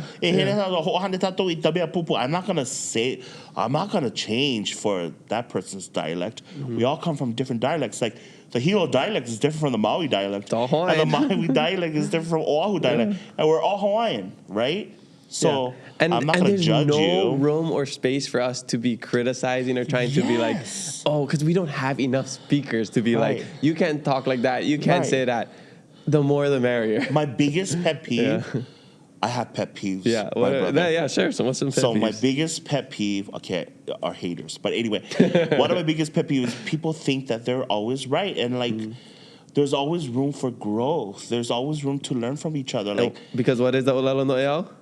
Ale pau ka ike maka halo ho'okahi. Or if I'm from Nihao, it'll be ale pau ta ite maka halo. Or if you're from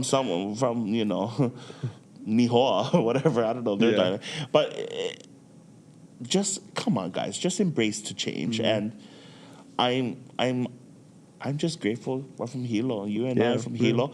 We have a similar dialect and concept, and it's okay to learn from others from Manoa or from Maui or from Nihao.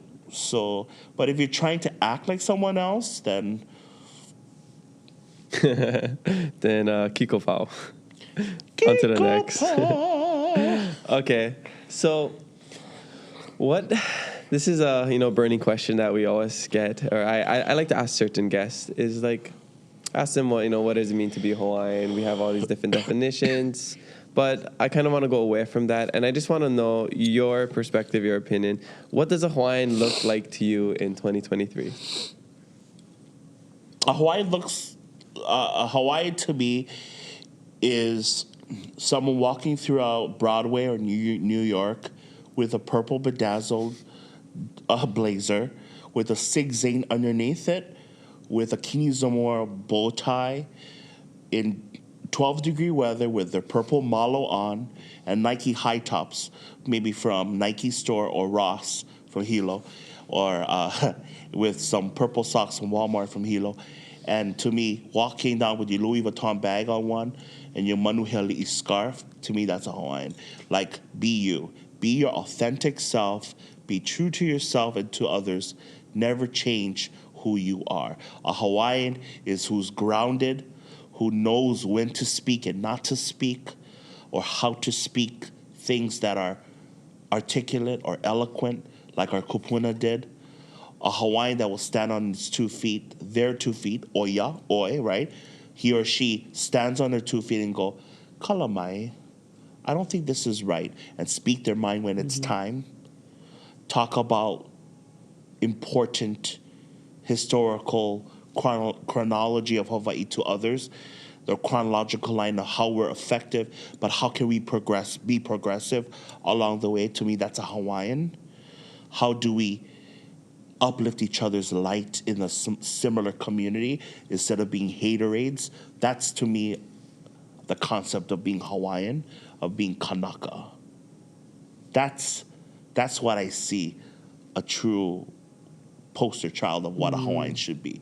You be yourself, but if you're grounded and you know what haloa is and you know your genealogy and you know when to speak and not to speak and how to humble yourself and how to be proud and how to be confident along the way while being humbled, to me, is Hawaiian. Because if you're continuing to hold back your feelings because we're told not to talk about it, right? We're told by, I don't know if you were raised that way. I was told, don't speak about your accolades. Don't be humble. No, pa'akawaha, hana kalima. It's changed now. We do pa'a our waha when we have to, but we have to speak our mind if it's wrong. If something is going really wrong that affects our ohana or community, you have to speak your mind, but be articulate and eloquent about it, because anyone will use anything to go against you. But right now, at this age, in this time, in this era, we're different from 1980. We're different from 1959. We're different. 2023 is when the millennials and Generation Zs are coming in. alongside with our kupuna, our ike kupuna, and say, this is what's right. This is what's wrong. How can we be progressive? And how can we move forward? Yes. So we can address these issues. So that's, to me, is what a Hawaiian should be. I love that. I love that answer. And what I got out of that is it doesn't matter what your outward appearance is. It's who you are on the inside. It's the values you have, the way you live your life. You know, you could be dressed in anything, Nikes, Right. And you don't have dress. to be koko to be Hawaiian. Yeah. I grew up with teachers who were from Great Britain, Kumu Kaliko Trap, or Kumu Pila. Iota, Cabral, Pila Wilson. So when people go, you have to be koko to be Hawaiian, we get it. Okay, if you want scholarships, you have to be Kanaka. You show me your birth certificate. But King David Kalakaua ensured that those who got off the ships to work in the sugarcane plantation on Maui, and he established that. King David Kalakaua said, you're Hawaiian. Your birth certificate is Hawaiian. You're from Portugal, but you're Hawaiian. Oh, you're Filipino, but you're Kanaka. You're Hawaiian. So he treated everyone as Kanaka. And we grew up in that mindset. Yeah. To love one another, no matter who and what you are. You're Kanaka if you get it. Oh, Kanaka, oh, my kai. But I'm full Persian or Chinese. I'm not Hawaiian. No, you are Hawaiian. I'm Hawaiian Filipino. You are Hawaiian. And we speak the same language. We all Aloha Hawaii, right? Okay, hey Kanaka oi. So when people tell me, oh, ale oi he Kanaka, ale he wana koko, no more blood, I was like, oh, well, I met some Hawaiians who are coconuts. So, yeah. Coconuts. I met some Hawaiians who are new Olohaka, empty coconuts. Yeah. And I met some people who are born and raised in Texas and Tennessee that speak fluent in all Hawaii. So it's all from here. To be Hawaii, again, you can be that modern Hawaiian while continuing the traditions of our kupuna in ways of showing aloha and the essence of aloha. But yeah, that's my definition. Love it. I love it. Yeah. And for anyone who didn't get the coconut joke, they probably went over their head. Brown on the outside, white on the inside. Sorry, I mean, just saying. I mean, I'm not ashamed if you promote that because there's. Oh, I've heard that saying multiple times, and not just for Hawaiian and other stuff too. It's like it's a common politician too. Yeah, it's funny. It's funny. Yeah. Comedy's comedy. Okay. What is some advice you have for somebody struggling with their identity? Whether that's feeling like they're not Hawaiian enough, whether they're trying to figure out how to come out to their family, whether they're trying to figure out their sexuality, orientation, whatever, or anything. Just maybe trying to figure out where they stand in life and what their purpose is. Never allow bullies to win. Everyone gets bullied somehow. I've never been bullied at Navahi because I've always been confident. I've always been myself amongst my peers, but there are bullies out there. So when people bully you, stand on your 2 feet and be yourself. Speak your mind. Be your authentic self. My best advice is be you. Be flamboyant, be loud, be proud. Be you, but also be a good person. Just do what is right, discern right from wrong, and just surround yourself with love. That's my advice. Easy. Yeah. Easy. Okay. Kiko Pau. And I know May Monarch is coming up, and Yes. that's a time where we get to celebrate our culture, celebrate being who we are, our authentic self. There's vendors that showcase their talents, hula, everything. It's just the best time to be in Hilo. What are you looking forward to? I'm looking forward to. I've composed some mele for some award-winning halau, and I can't talk about it now, but I get to see it on the stage, and I'm looking forward singing at the parade for my cousin Kalani Pe'a's. She's a Pa'u queen, so I'm excited to hear music. I'm excited to feel a bit of ua kani lehua, the rain that often comes by every other day or maybe every hour. I'm looking forward for the Ono Chinese food and Leong's the kanai lehua. I'm looking forward to seeing my grandmother every time I go home. She has Alzheimer's, so I can sing to her. And when I sing to her, she remembers me just a split second. There's real science to that. Yes. I saw a documentary about how music takes people back. It heals. like people who have It's medicine, Alzheimer's, bro. like they can't remember what's going on, but they play like this tune from like a marching band in Louisiana, and it takes them back to that Correct. spot. It's interesting how that. I get to sing my tutu's mele that I composed for her, and her eyes glisten. She can't speak because she's on final stages of Alzheimer's, but her lips move, and when her lips move and her eye glistens, oh, I know she knows I'm there.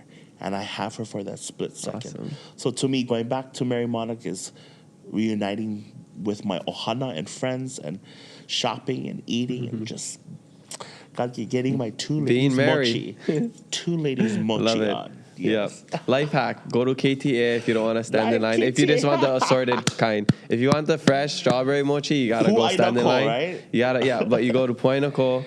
I don't know if they have in the other ones, but you go Point Nicole, you just go right to the deli section where they got all the like cakes and whatever Yes. over there. Just get the assorted kind, or you can get the chichi dango. Chichi taco, It's yes. you don't gotta stand in line. So life hack. See? Yeah. Hilo boy knows. KTA. Yep. Okay, so what is the biggest lesson you've learned while traveling? Because you've been blessed to be able to, see the world outside of Hawaii, which is so important for us Kanaka. What is the most important lesson you've learned? I think the important lesson I've learned is that not everyone comes from where I come from. Not everyone have a similar family values and upbringing as I have experienced.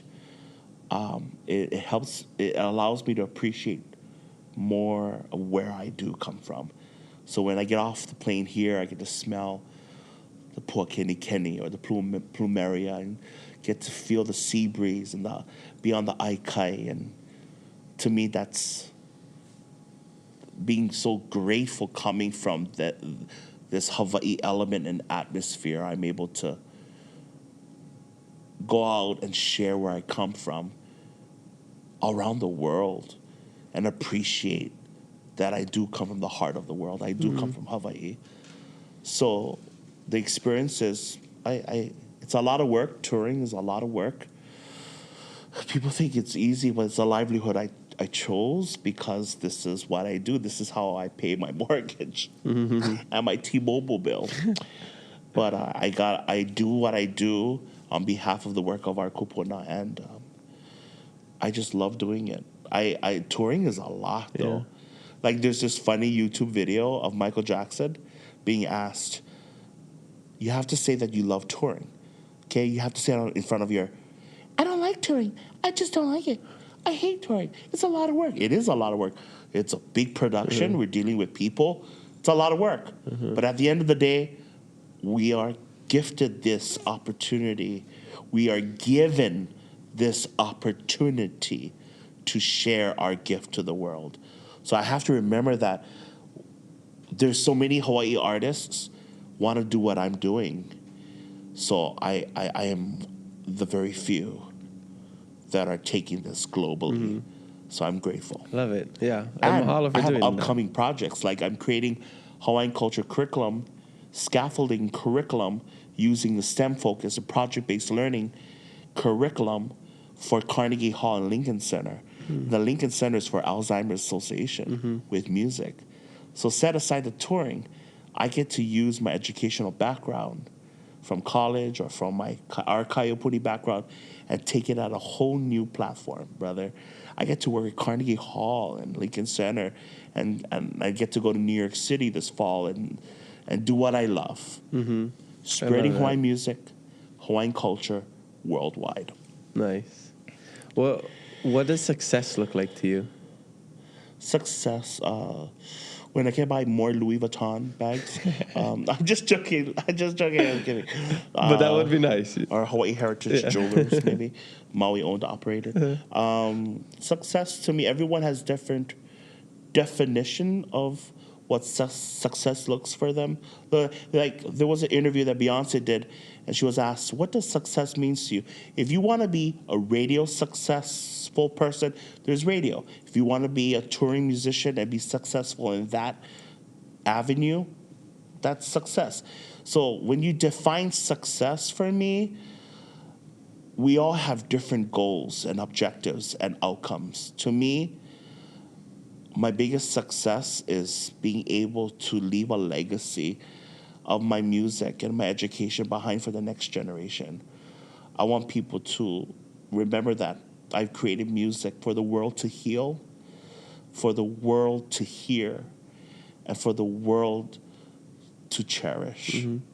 So I create my own little masterpiece of music so that it's left behind as a legacy for the future generation. So that's we all have different legacies, and we all have different success goals. And for me,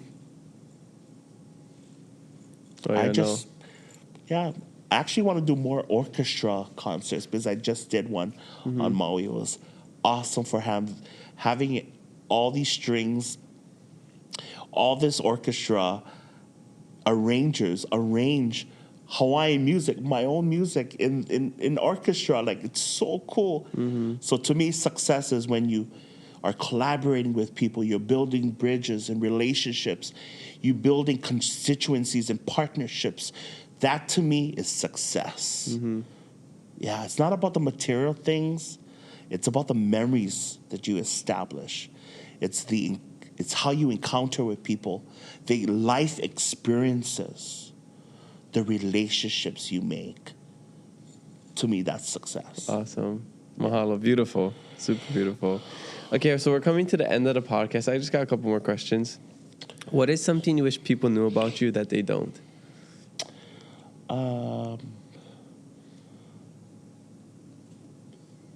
Then I love gift giving.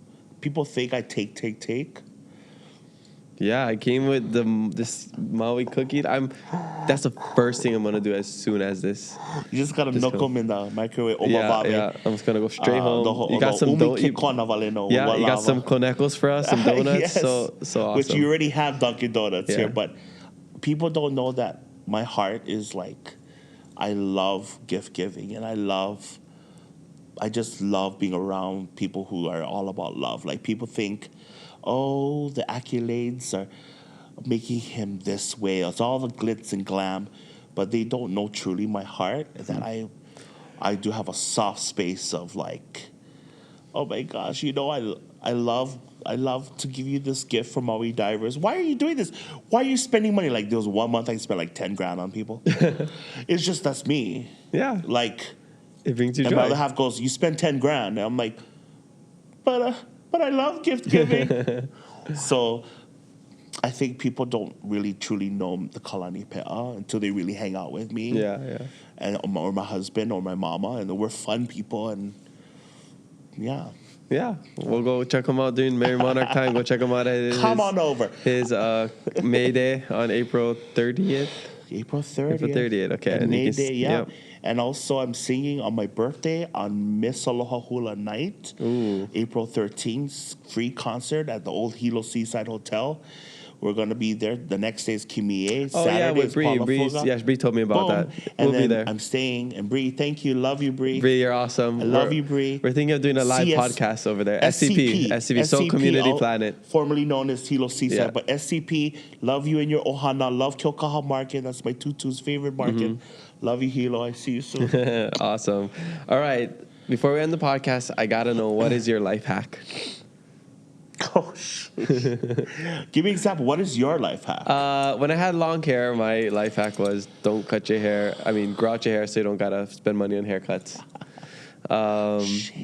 Now, my life hack, there's actual like life ones that you can do with, like, different things like to make your life a little easier, like little gadgets you can do. But if I was to say my life hack, I would probably steal a page from The Four Agreements, one of my favorite books. I don't know if you ever read it. Everybody should read it. It's just not to take anything personal. I think once you take that out, you take yourself out of the situation. You see things as just things. You see, like, people say something, they're just saying that. It has nothing to, like we were talking about off the podcast. It has nothing to do with you. It has more to do about them. Right. So just not taking things personally. So I just try not to take things personally, and I'm happy all the time. So Yeah, I think that's a good life hack. Okay, so a life hack for me, I've learned over the course of time, in this business, or when I'm doing shows or concerts, that if I have no control, if things fall apart without my ability and our control, I'm learning to let go. Meaning I'm learning to just like, I can't control the things I freaking can't control. Yep. Like, if it snows and we're on a delayed flight, I can't scream at people. It snowed in. We can go nowhere in Seattle, right? It happened to me before. If the plane breaks or if things happen, like if I broke a nail, oh well. You know, I'm learning not to worry so much about things. I'm learning to just like let it go. It's okay. And because I'm such a micromanager, brother, like I like to control things. I like to tell people what to do. Now I'm learning to just like, and it kind of like relieved my anxiety from like worrying so much because if you really knew me from baby time, like I'm a perfectionist with a lot of things. Like my childhood friends, out of my 12 students who graduated with me at Navi, they will tell you, Kalani's this. Like he's very picky with shit. I've learned to just whoosah. And it's difficult, but it's a work in progress. I'm learning to let go. So I encourage you, if you're always in control of things and things fall apart, somehow it's okay to let go. I hope that's a life hack. That's awesome. It's good advice too. I mean, you can't control things. You can only control the way you react to things. Right. And that's, how I like to live my life as well. So I love it. Okay, we got my last fast fave 5 questions, okay? And then we're going to wrap up. Alrighty. Favorite song to cover? Favorite song to cover, Always and Forever. Nice. Give us a little tune, a little sample. Always and forever, each moment with you. I also sing it in Hawaiian. Ke kahi maula, ke nanaya Alani. Alani's my other half. Oh, nice. So that's a pun word. Alan. Alani. That's funny. But guess what? On his Hawaiian bracelet, I put Alani Lehua up. Lehua is our island. Yeah. So puns intended. I love it. But Alani, yeah. Awesome. But Always and Forever is my favorite Motown hit. I do in Hawaiian and English. Awesome. Okay, your favorite trip you've been on? Favorite trip? LA in 2009 with my other half, front row seats. I think it was $800 tickets. No, $600. Watching Beyonce. Oh, the Queenie. And being able to touch her too, because she reached out and her hands were sweaty. And I licked my hands after that. I never told anybody else this because I was like, she was singing Hilo. She was like, Halo, Halo, Halo. And then I was like this, oh, don't let go of me. My other half goes, you better let go of her bodyguard. So I remember her hair, she's tiny in person. She's like 5'7". She let go in LA, and then I licked my hands. And I was like, oh, she's human. I thought she was a goddess. Her sweat tastes like sweat. But it's $1 million sweat. Which, That's so funny. It was really a cool experience. That was a cool experience to be attending one of her shows. She's a phenomenal entertainer. Phenomenal. Mm-hmm. But that trip was a memorable one for me. I love it. Yeah. Queenie Pe'a. Queenie Pe'a. Queenie Nalomeli. Queenie You got that one, huh? Yeah, Queen I love B. it. Queenie Melly. Queenie Melly, yeah, let's just do that. Queenie Melly. That's you, Queen Queen B. That's funny. Favorite snack? My favorite snack, oh my gosh. Oh, I love peanut butter, I can eat Pineki anything peanut paka. butter. Pineki paka. So if those who don't like, I love peanut butter. Like anything peanut butter. Like peanut butter is like my... That makes sense. It's like the yin to your yang because you love purple. That's the jelly. So you get the peanut butter. So it's like, it makes sense. So is pineki paka Kelly? No. Yeah. Jelly. Peanut butter jelly. Kelly, I think. Kelly? Jelly? Yeah. But you know what? Peanut butter is my all-time. Like, I like everything. What brand? Like, what, you like the chunky kind? You like the I love creamy any kind, kind? like organic ones from Down to Earth. Sometimes I have my Jif moment. I love like everything peanut butter. Peanut butter cookies. The peanut butter Kelly Boy. The one they sell like KTA. You never had that. I never had that yet. What? Okay, well, I'm going to go Hilo and get that. Yeah, and if what not... it's called? Peanut brada? brada? It's called peanut brada. Yeah. That's awesome. Yeah, at KTA. They sell at KTA. Peanut brada. They're really good cookies. I want to try that. Are they really big? Yeah, they're big. They're big ones. Like that. I'm gonna go to Hilo. I'm gonna buy some, and I'm gonna carry it everywhere I go in Hilo, just in case I run into you. I'll have it on me. I'm just gonna whip it out. Yeah, Aina cookie. Aina cookie wrapped in purple bow, right? Yes. Baby. Okay, favorite Hilo food spot. Leong's Kanoilehua Avenue. I love you. And they still think I'm living there because I see the same aunties, the same ohana. They're like, are you home or you live home?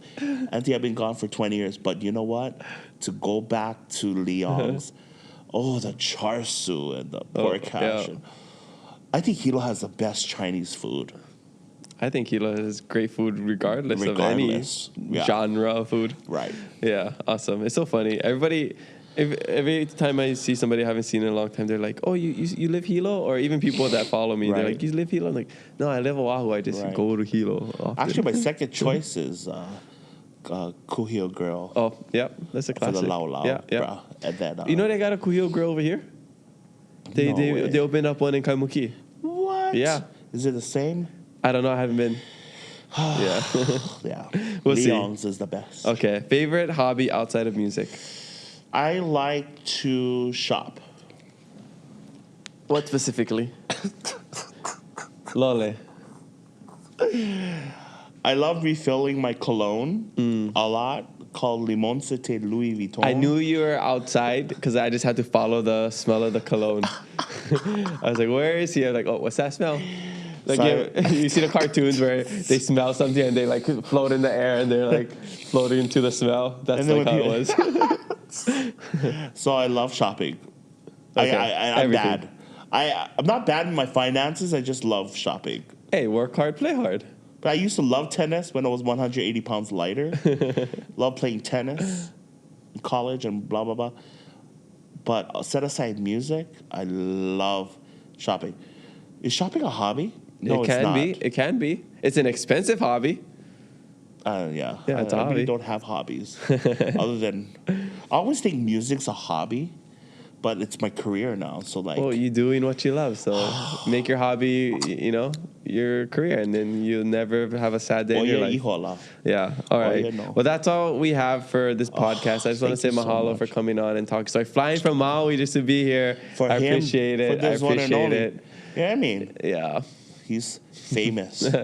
Not like this guy. Yeah, is there anything you want to share with us before we close up? Mahalo nui no keia hui ana and ako ho kako and ho'olaulea I ka mea e pono ai no kako ka olelo Hawaii ke aloha Kanaka, aloha lahui, aloha aina. Thank you so much, brother, and your team for having me. I'm so grateful to be here. Mm-hmm. So thank you. Mahalo to you. Thank you so much. Where can we find you? Find me wherever you want. Not on MySpace. That doesn't exist. Not on AOL. Yeah. You can't find me on any other app. Sorry, I'm married. You can find me on KalaniPea'amusic.com. Follow me on all social media platforms. Subscribe to my YouTube page, Kalani Pe'a Music. Yeah. Aloha. Mahalo Kalani for joining us on the Hawaiiverse podcast. Check us out on Hawaiiverse.com and download our free app right now to start supporting our local businesses. Spread aloha, be kind to one another, and mahalo for listening to us today. New episodes every Thursday, so make sure you follow us and leave a review. I'm your host Kanaka, and you'll hear me next time on the Hawaiiverse podcast. Hui ho.